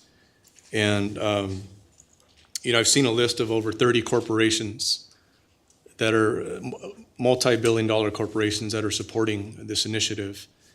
And, my first thought was to ask myself, are these multi-billion-dollar corporations really looking out for the consumer and the taxpayer? I look at 2 of them, Exxon and Wells Fargo, haven't always exactly been righteous with their consumers, have they? What this initiative does, in my findings, does give wealthy corporations potential major loopholes and also allows them to potentially dodge enforcement when they violate environmental, health, public safety, and other laws. So, the thing is, when we see these initiatives, the way they're titled, we need to look further into them. And that's why I'm in favor of opposing this initiative. I just wanted to share that with the public. Thank you. Thank you. Thank you for that, Councilmember Sosa. We are not pulling item number 8 for discussion. You just wanted to comment on that. That was item number 9. Excuse me, We are item not, number 9. that is not a request to pull it. Okay. Anyone else? So we have a motion to approve the consent calendar. Madam Mayor, I want to see if we can reconsider 12 to 14 for a further study. Oh, Councilmember Horn, those are administrative reports. We are just Okay. looking at consent, which is up to That's number not on 11. the consent calendar then? Correct. Okay, Yes. fine. So there is a motion. Can I get a second to approve the consent calendar? So moved. Please vote. Mayor, I'm sorry, who made the motion? I made the motion. Thank you. Mayor Pro Tem Trujillo seconded, and all in favor. Thank you. I'm going to report out the consent calendar is approved with Mayor Pro Tem Trujillo abstaining from item number 1, the March 28 regular closed session meeting minutes, and consent calendar item number 3. Wasn't there one more? That was it. And the other one was an admin report. Correct. Okay, we are going to move to the administrative report number 12. And at this time, thank you. City Manager Bradley, who has the staff report on this item? Well, that's Assistant City Manager DeRojas to do the presentation, Mayor. Thank you.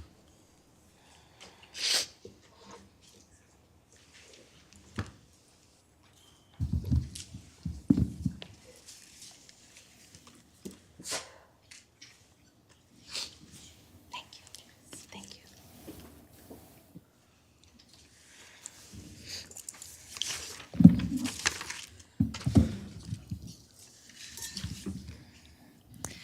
Thank you, City Manager Bradley. Good evening, Madam Mayor, members of the City Council. As mentioned earlier, tonight staff is seeking direction regarding the management of the Downey Farmers Market. As way of background, in 2008, the City Council approved the operation of a certified farmers market and entered into an agreement with California Certified Farmers Market, DBA Raw Inspiration, Inc. Raw Inspiration has operated farmers market for 23 years and currently operates 25 farmer markets within a network of over 5,000 vendors. Per the agreement, there is no payment structure to the city. When initially established, the goal was to foster growth of the farmers market in the downtown and provide a community benefit. Also, per the agreement, it states that Raw Inspiration, Inc. will pay all expenses to operate the Downey Farmers Market. The Certified Farmers Market operates weekly every Saturday from 9 a.m. to 1 p.m., rain or shine, and it's currently located on city property. It's on 2nd Street and Lorena Avenue. The farmers market has approximately 40 vendors, ranging from farmers, pre-packed foods, which consists of breads, cheese, and yogurts, etc., prepared food, and crafters.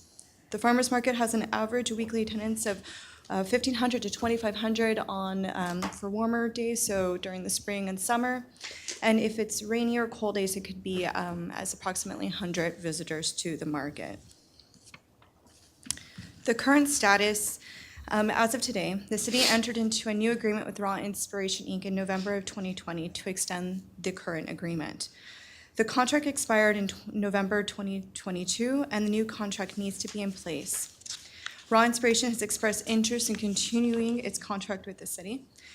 And additionally, the Downtown Improvement Association has expressed interest in managing the Downey's Farmers Market as it seeks ways to develop and grow the downtown. So based on this information today, the City Council has a few decisions and options to weigh regarding the the management of the farmers market and to provide direction to staff. I have the decisions and options laid out on the next slide to walk you through on those areas of consideration. So the first item of decision that needs to be made, does the city want to continue managing the certified farmers market? If the answer to that is yes, there's two options for consideration. The first one is to enter into a new contract with Raw Inspiration. There are some pros and cons to this. The first pro is that the city has greater oversight over the certified farmers market. It ensures consistency of the current structure and vendors offered. And this also could provide an opportunity for the city council to reevaluate the terms with the agreement with Raw Inspiration, including a possible fee structure. Cons is that city staff will continue to be responsible for the management of the farmers market and any associated maintenance or vendors issues. This option would require staff to prepare a new contract agreement, and the contract would be returned to the city council for approval at a future city council meeting. The second option is to issue a request for proposals for the management of the certified Downey's farmers market. The pro to going forward with this option is that it provides an opportunity for other certified market operators to submit proposals and negotiate different terms. Cons is that city staff, again, will have to continue managing the farmers market and any associated maintenance or vendors issues. The second option would require staff to prepare an RFP and a new contract agreement with the selected vendor. The contract agreement would be returned to the city council for approval at a future city council meeting. If the answer is no, then the decision the council has to decide is, does the city want to continue allowing a farmer's market to operate on city property? So again, 2nd Street and Lorena Avenue. If the decision at that point is no, then there's no other discussions that need to be made. But if the decision is yes, then the city council needs to provide direction to staff, how they want to proceed with allowing a farmer's market to be operating on city property. And there are two options for consideration under that. The first one is to allow the Downtown Improvement Association to contract with a vendor to operate the Downey Farmers Market on city property. Pros to that is that the city would not have to be responsible for the management of the farmers market and any associated maintenance or vendors costs or issues. Also, with the DDIA's experience in the downtown, they could provide additional insight and focus on downtown activities as they provide management of the farmers market. Cons is that a certified farmers market may not be guaranteed, though the DDIA has expressed that through their RFP process that they will be requiring a certified farmers market. Another con is that the committee could lose vendors that residents have become accustomed to using should a new vendor or operator be selected. And then option 4, Raw Inspiration, to allow them to manage and operate the Downey Farmers Market on city property. Pro is that, again, the city staff would not be responsible for the management of the farmers market and the any associated maintenance and vendor costs. And also, Raw Inspirations have demonstrated past experience in running the market. Cons is that no third-party oversight of the farmers market of the operations. Raw Inspiration would be both the manager and operator of the farmers market. If option 3 were to be selected, it would involve notifying Raw Inspiration Inc. of a 60 to 90-day termination period.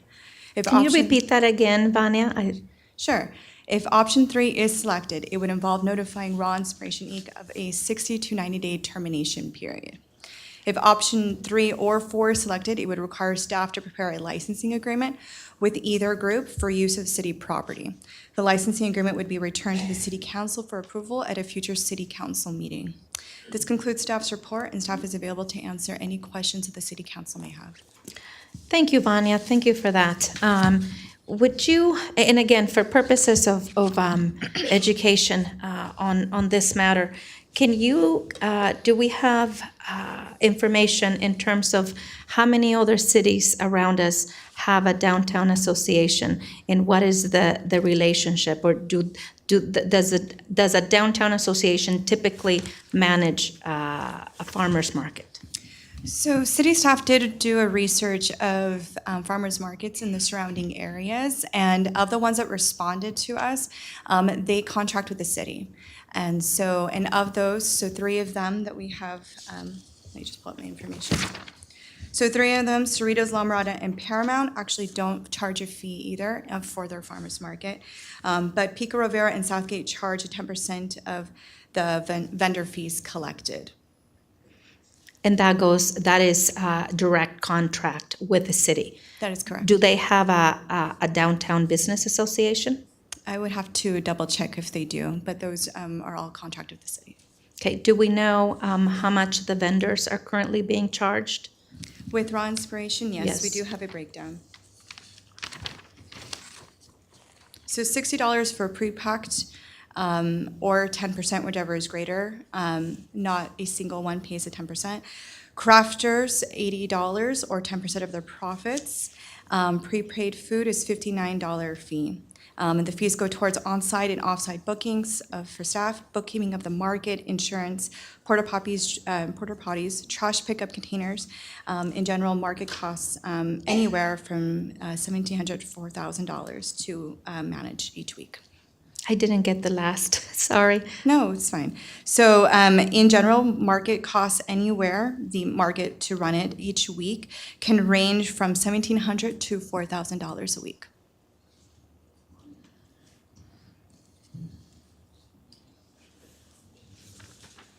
Okay, do we have additional questions for Vanya? I'm sorry, I just want clarification. One of the representatives, a young lady, I forget her name, she mentioned that vendors were paying $25. What vendors were paying $25? On the listing that I have, I don't see the $25 listed unless Raw Inspiration has additional information from the representatives here. Farmers. Thank you.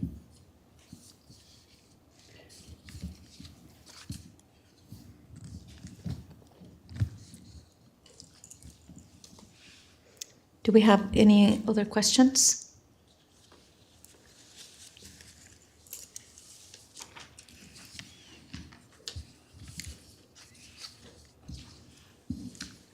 No questions?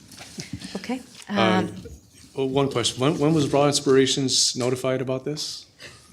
Our staff has been communicating with the operator of Raw Inspirations regarding the contract that it had expired in November of 2022, and the possible that it would have to come back to council for consideration for a new contract or any possible changes to the Downey Farmers Market management of it. Excuse me, that is not true. Yeah. We were never told, we were told last week, 2 months ago, the city decided that contract was not valid. We never heard from the city.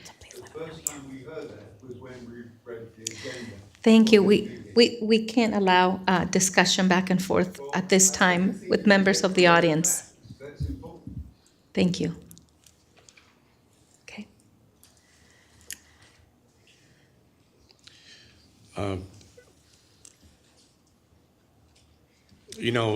Raw Inspirations has done a great job in this community with the farmers market for the past 15 years. I've gone there myself. On the flip side, the downtown, the DDIA has done a great job so far in trying to drum up business and do the things they want to do in the downtown district. I think that this really needs further discussion. I think we need to maybe set up a meeting where we bring the interested parties to the table, and I'd like to see more of a plan from the DDIA, and also because Raw Inspirations has been here for so long, they should be given the opportunity to renew their contract. But it's been a while since this has been established. Would it be feasible for us to, set up a meeting with the interested parties and see if we can come to an agreement? One of the things that, again, that we have before us is the fact that we don't have a licensed agreement. We're operating without that. I'm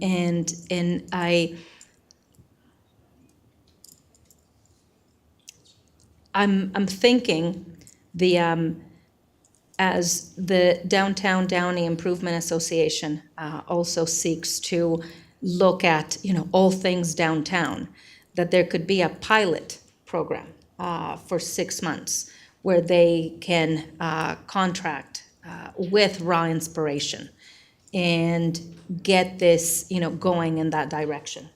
In that way, we still keep, the farmers market, rather than opening up to an RFP, that the option here is to have the DDIA continue with Raw Inspiration and have a pilot, over the next 6 months and revisit this.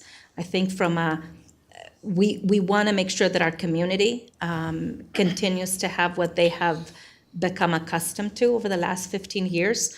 But at the same time, it is important for us as the downtown has in fact grown over the last 15 years. And we need to also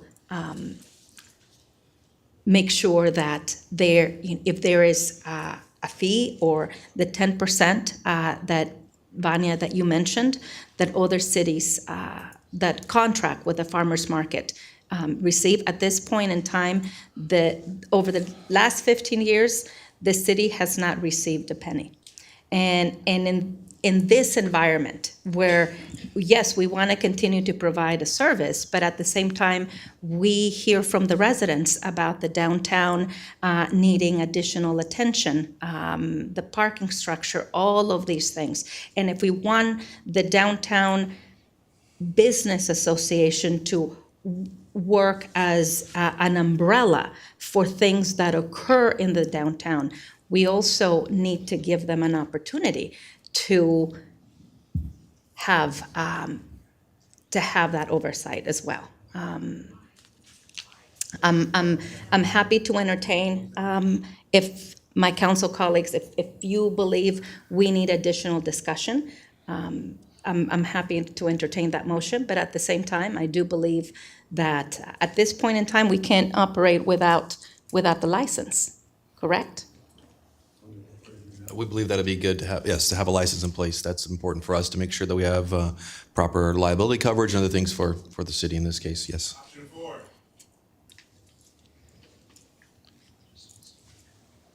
Well, this is, obviously a sensitive, or an important topic, I should say, for the community. And, we owe it to you, to the public, to come here as council members with an open mind and hear you out. And we have heard you. The farmers market is vital. It's important to this community. So I think it wouldn't hurt to have another round of discussion.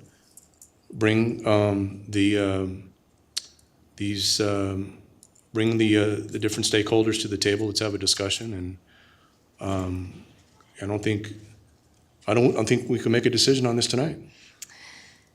Yes, I think that hearing from Raw Inspiration, and if they did not know about this with more time, I do think we need to be cognizant of that fact. And I think we need to be able to review all the facts and make a better decision, knowing that not the decisions that we make up here are going to make everybody happy all the time. But in this particular case, I agree with you, Councilmember Sosa, that this is an important part of our community, and it has been a staple now for 15 years, and we want to make sure that the involved parties have an opportunity to dialogue. I agree. So just so we're clear from a staff perspective, Mayor, looks like would be a motion to have staff continue to work with both parties to have a conversation about what might be appropriate path forward, and then come back to council and present those options to you for future consideration. Yes, thank you. You make a motion? I'll make a motion. I'll second. Please vote.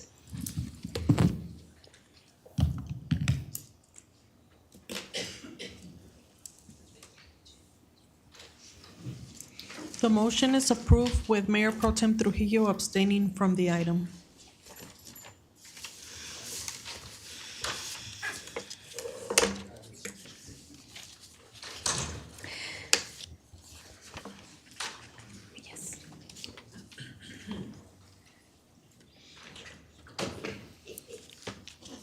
Okay, we're now moving on to item number 13 in just 1 second.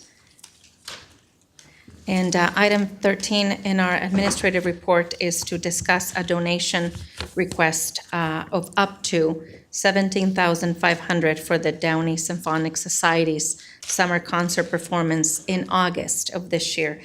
City Manager Bradley, who's got the report? Director Chacon will take this item, Mayor. Thank you. Thank you.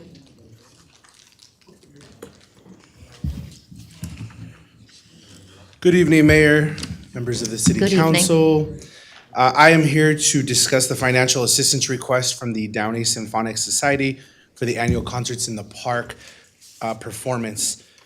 The Downey Symphonic Society is comprised of approximately 50 musicians. The symphony strives to serve and engage the community by presenting live performances of symphonic and orchestral music and education programs for all ages.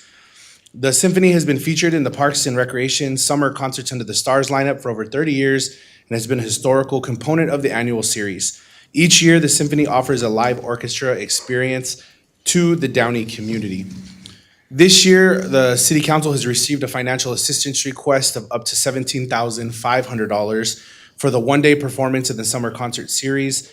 The breakdown would be relevantly similar to 2022, in which there was compensation for 40 to 50 musicians, which was about $15,500 or about $379 per musician. Compensation for the symphony's conductor, manager, and librarian, which was about $3,500, and music rental of equipment was about $500, which brings the grand total to $17,500. This is the request. We've worked with the president and also the treasurer to get these numbers from previous years. Also, just as to note, currently, the city supports the symphony with an annual grant of $25,000 through the City of Downey's Civic Theater Financial Assistance Program. This goes to support concerts that are hosted at the Downey Theater as a fundraising effort for the symphony. There was $25,000 allocated to the symphony, and they have used that this fiscal year as well as in years past. This is the information we have. I'm here to help provide any answers that I may. Thank you. Thank you, Jason. You indicated the Downey Symphonic Society is a legacy group for the city of Downey, correct? That is correct. They are one of two groups at this Downey Theater who are a legacy group. Yes. And you said the annual grant is $25,000. Correct. The theater itself has a $40,000 financial assistance budget, of which this symphony gets $25,000, and historically the Rose Float gets $10,000, and then there's a $5,000 buffer for any new groups who might apply. Okay.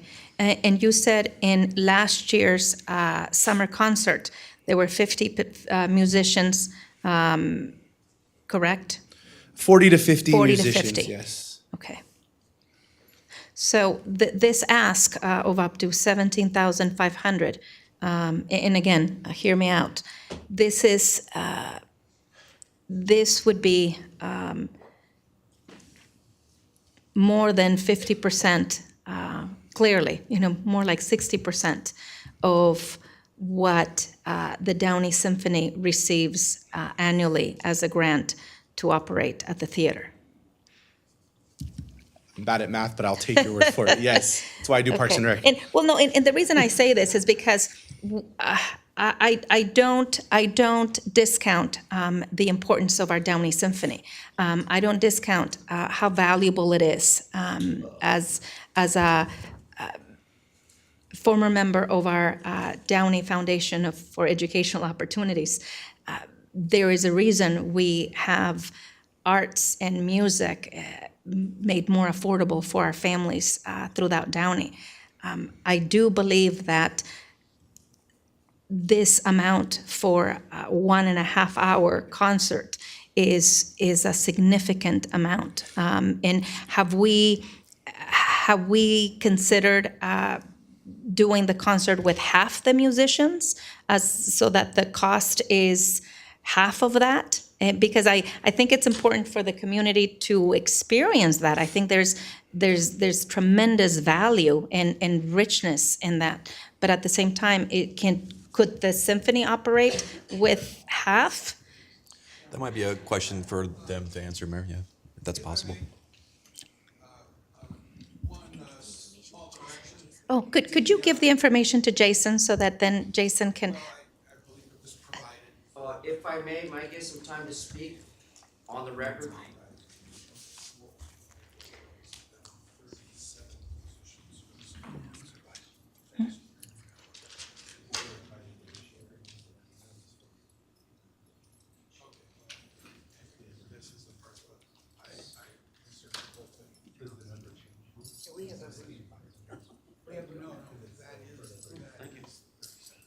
We have a word up for only 25 or 30. It does, the number doesn't change, but the actual number of musicians might be less. So they're at 25 to 37 musicians, but that still encompasses the $17,500 ask. do the rest of the council have any additional questions? Yeah, I received the breakdown. Thank you for that, and that's a good breakdown. Going forward, we're going to be going through the budgeting process soon, and we had discussed working on a grand budget allocation that will be, I guess, allocated for different nonprofits. I guess we have to go through an application process. But the Symphony brings a lot of value to this community, I believe. And we have a $25,000 allocation that's allocated to them every year. And I did some research. I asked for some information. And they're allocated up to $25,000 every year. I look back at the past 7 fiscal years, and they have fallen well under that $25,000 allotment. So for me, as a one-time exception, I'd be in favor of it because I think it does bring a lot of value to our community. And given the fact, again, just looking at the numbers, every year for the past 7 fiscal years, they've fallen well under that $25,000 allotment and zero during 2020. So as a one-time exception, I'd be in favor of approving this, and then just knowing going forward that we're going to be going through a process where there's no guarantees, there's no promises, but I think we should consider approving this. Thank you, Councilmember Sosa. Any additional I got a quick comments? question. The total amount of the grant is $25,000 based off of supporting 5 concerts. Does that mean it's $5,000 per concert? Or just you can use the total any way you want? The grantee can use it in whatever way they want for as many Okay, concerts. so or it as doesn't many- have to be 5 concerts and you still get the $25,000? Correct. But just to be clear, I just want to make sure to give, it's 2 separate things. The $25,000 grant is for the use of the theater, of which the Symphony uses for fundraising for the rest of their seasons. This ask is for the summer concerts in the park specifically. So the monies are completely separate. I just want to make sure. that- So it doesn't come out of $25,000 then? Correct. The city council just has a history of $25,000 maximum grant award for the Symphony for the Downey Theater. And it's a waiver of hard costs as a legacy group, as well as rental fees that they don't have to pay when they host events at the theater. And that's a way that they use that to make money for other things that they do throughout the year. This request is specific for summer concerts in the park and the one show that they do at the end of every summer. Okay. It's coming out of the financial assistance program, but since it's a grant, it doesn't have to be paid back, right? Correct. Okay. How many times has a donation request like this to fund the summer concert come before council? I wouldn't have an exact number. I just know I've been here for 6 years, we haven't got one. The average cost of our normal concert in the parks are about $1,800 to $2,000 is what we pay our bands. But you're talking about maybe max 5 or 6 members of a band opposed to a symphony, which is a higher level of musical performance, but we don't have any others that come before council during the last 6 years. Okay. Yes. I want to echo the sentiments of my colleague, Mr. Sosa. I too am comfortable with this being a one-time deal. I want to be clear that we can't keep doing this every year. I mean, we're here, so I will make a motion, Madam Mayor, may I? If there's no further comments or questions, and if you are ready to make that motion, I am. I think, let's see, yes, we're ready then. Okay, I'll make a motion that we support the Downey Symphonic Society Summer Concert Performance this one time for their performance in August 2023 for an amount up to $17,500. I'll second that. If I may, I'm sorry, the date itself is still not set, so we're still working. I don't want that to be a part of your motion if it's not an exact date yet, so just to throw that in there. Very No, well. and I think, again, in adding to that, we need to be conscientious. We are getting ready for budget season, and there is a reason we have legacy groups. And I know COVID really impacted these legacy groups in terms of fundraising efforts. And, that was one of the main reasons we also thought about assisting another legacy group in town. But we want to be clear that we can't be funding these type of requests on an annual basis moving forward. But we do understand the importance of this group and what it means to our community. So we have a motion and a second. Please vote.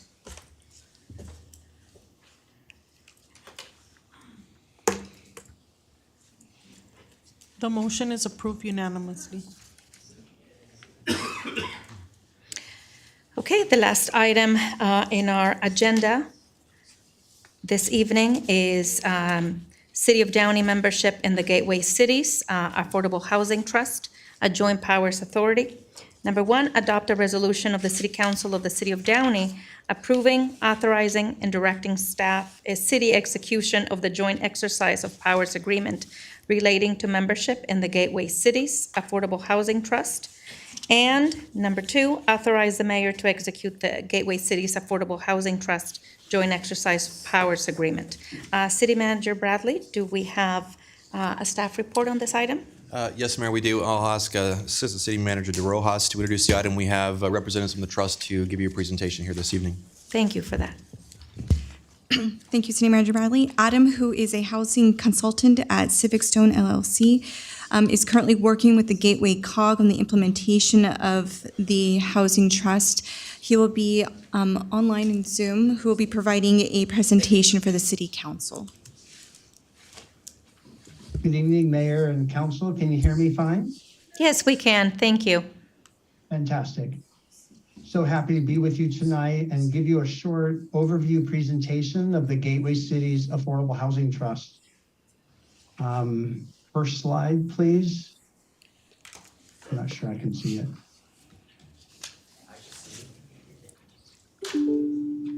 Is there a okay, here we go. Thank you. So next slide. So about a year ago, the Gateway Cities Council of Governments initiated a grant-funded exploration of an affordable housing trust for the Gateway Cities region, and looking at other trusts that are in the state of California, one being in San Gabriel, another in Orange County, one in Los Angeles, and kind of studying the feasibility of doing a similar trust in the Gateway Cities region, and also what the pros and cons are. After about a year of research and studying, all those findings were brought to the Gateway Cities Council of Governments board meeting in January, which received approval to move forward with talking to cities and requesting their approval to join the trust. Since January, we've been going around to various cities within the Gateway Cities region. This map keeps changing every week. We currently have 15 city members of the trust that have approved resolutions to join the trust. And we have 5 cities right now additional that are considering city council meetings in the near future. Next slide. One of the things we did in the past year was trying to understand the demand in affordable housing in the region. One metric that we looked at, and only one affordable housing program that's pretty significant in the Gateway Cities region, is what is called the tax credit multifamily rental finance program that is so common in cities and developers creating new affordable multifamily rental projects. We looked at the last 8-year housing element cycle, and with data from the state, we could find that there were quite a bit of affordable housing multifamily rental projects that were financed with this source of funding. In fact, nearly 6,000 affordable housing units received this type of funding, and quite a bit in the tens of millions of dollars. Next slide, please. The other bit of research that we looked at was, and quite frankly, almost more importantly, is what's the demand for affordable housing going forward. We call this our pipeline report. And we wanted to look at specifically what types of projects are cities and developers negotiating and talking about right now. These are projects that are looking for additional gap subsidy funding in order to make that project feasible and move forward towards construction. Next slide. So, obvious question, what is a housing trust? A housing trust provides funding to preserve or produce new affordable housing.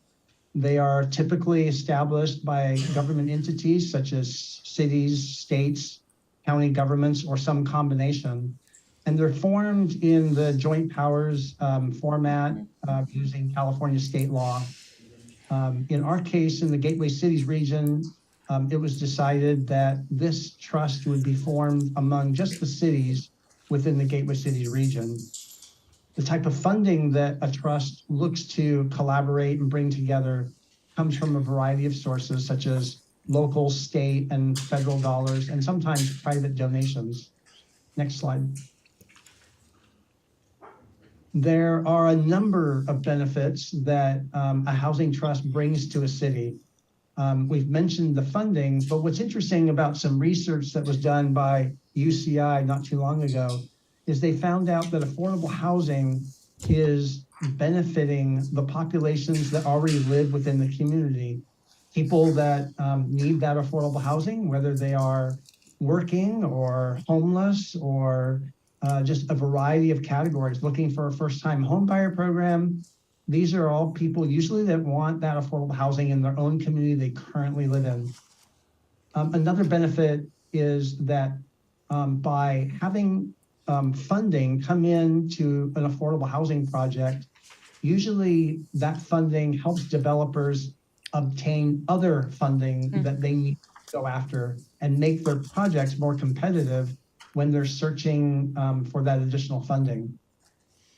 And one of the big benefits that a trust brings to a city is that it helps to finance those projects that bring affordability covenants and the requirements for a city to meet their RHNA numbers.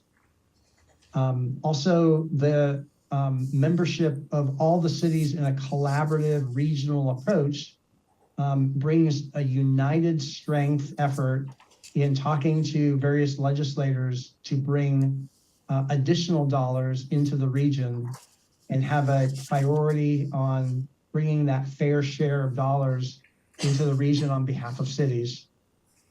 And the trust does provide a regional collaborative approach with other entities or other stakeholders that are discussing strategies and solutions for addressing the affordable and supportive housing that goes on in the region.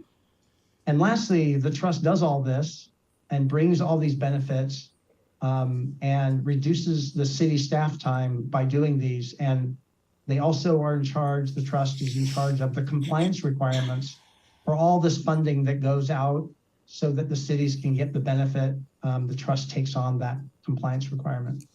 Next slide, please.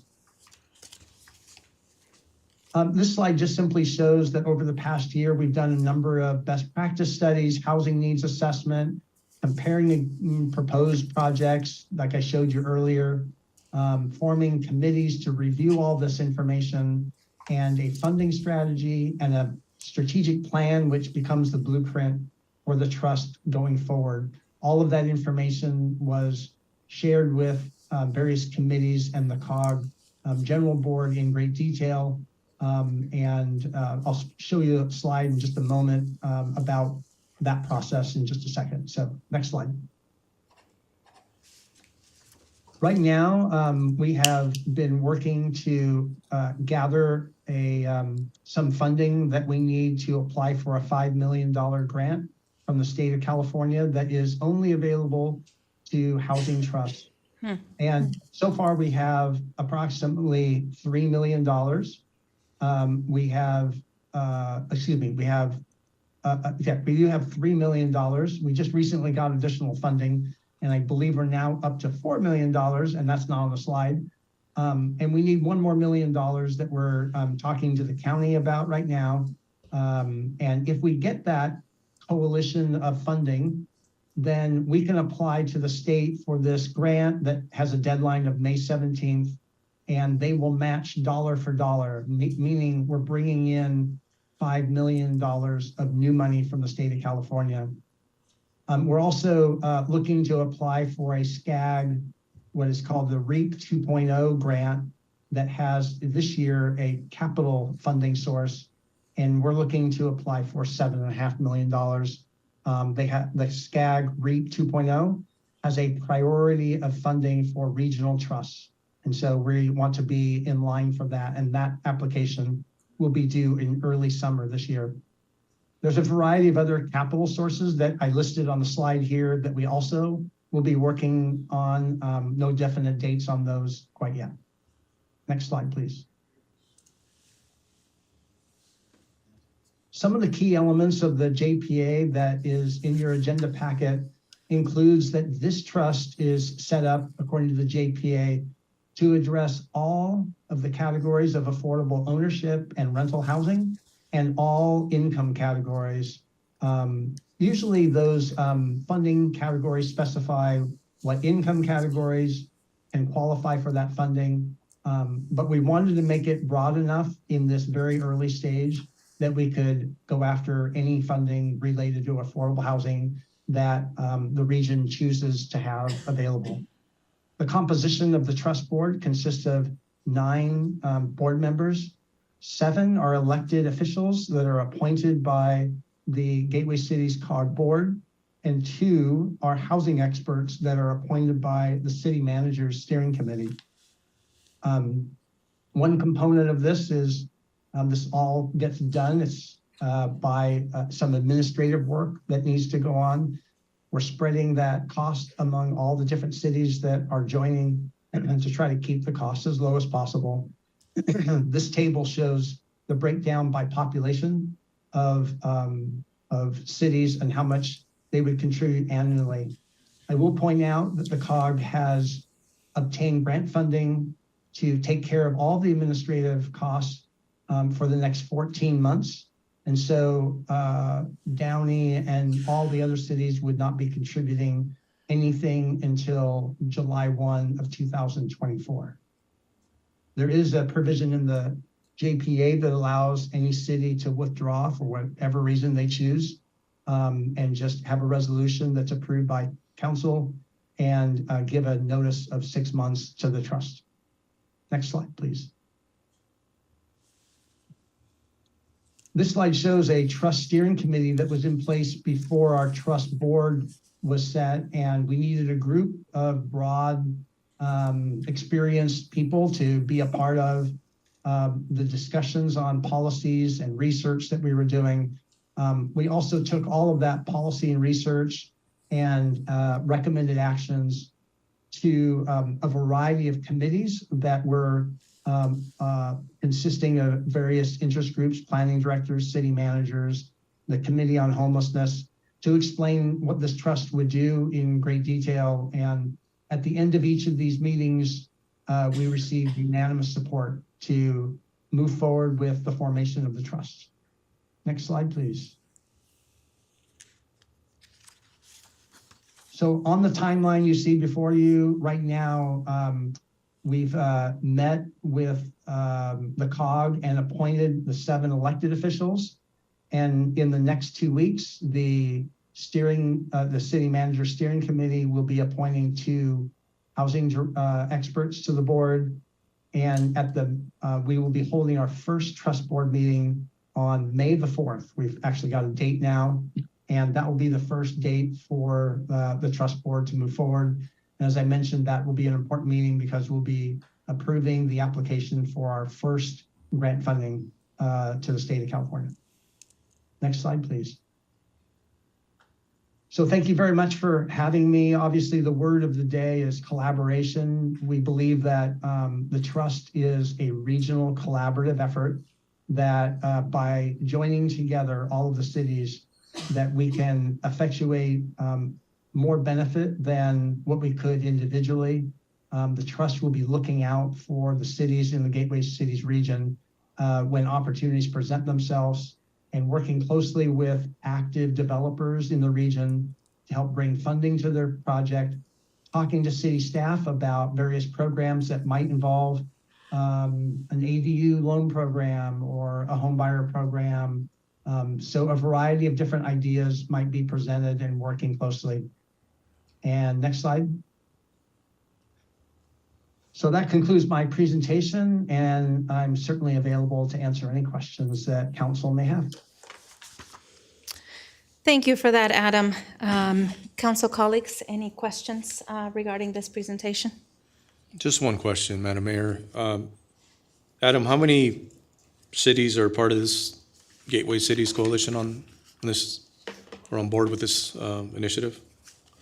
15 cities have approved by resolution to join the trust so far, and we have 5 more that are scheduling with council. Thank you. Thank you, Adam. I think we realize there's as strength in collaboration, and as we looked at RENA numbers and the opportunity to collectively benefit from federal and state grants as we move forward with Joint Powers Authority, I believe this is an important step for our city, and certainly joining those other 15 cities in advocating for those dollars to assist us in those affordable housing efforts. If there's no questions or comments. I have a little question. Yes. I just want to reconfirm on SCAG there, you had $7.5 million and it said it was temporary. Does that go away in the following years? You're applying for a $7.5 million temporary funding from SCAG? No, not temporary. If I said the word temporary, maybe I was misunderstood. Because you've applied for it. I just wanted to see if it's going away next year. The application is going to be coming out next month for that, and the application will be due in the summer. It is a funding source that there was REAP 1.0, and this is REAP 2.0, and right. I'm unsure whether there'll be additional funding in the future. Not sure. Yeah, you're still in the application process. It showed up on your diagram, but I just wanted to see if that was just going to disappear next year. Yeah, right. Thank you. Based off your chart, we're already out of the March area. Would our city council still be available for being appointed on the boards? Not for the elected. The COG board already appointed the elected representation, and I can say that every population category that you saw on that table is represented on the board, and pretty much every geographic region. We divided it into LCA areas, if you're familiar with that term, local coordinating areas. It's geographic areas, and almost every one of those that was our goal, to have a distribution. But what is available, and we would encourage a Downey representative is an affordable housing expert. So if there is a city staff member that has some familiarity with housing and affordable housing even better, then that application is due really quickly, because I believe the city manager steering committee is taking applications and making their decision in about a week. So we would love to have Downey sit on the board, having a housing expert staff member.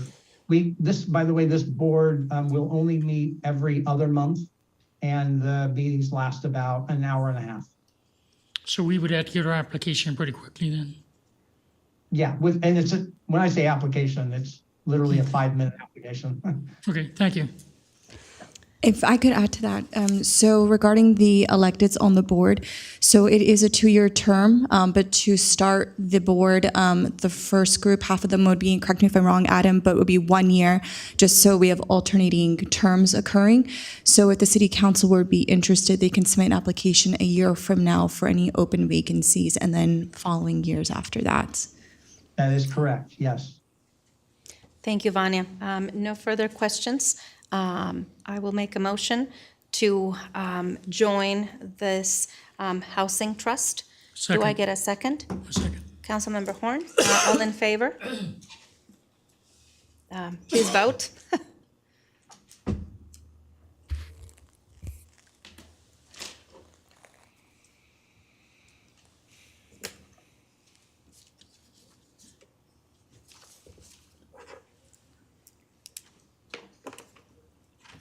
Councilmember Sosa, is that a yes? The motion is approved unanimously.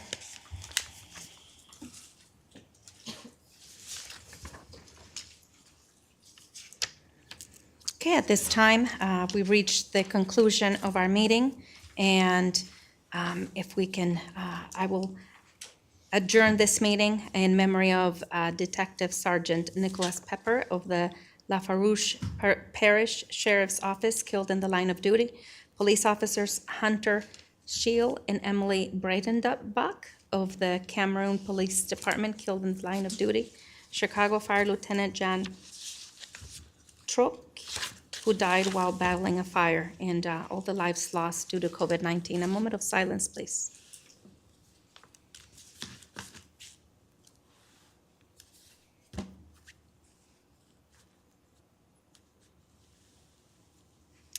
The time is 9:29. This meeting is adjourned.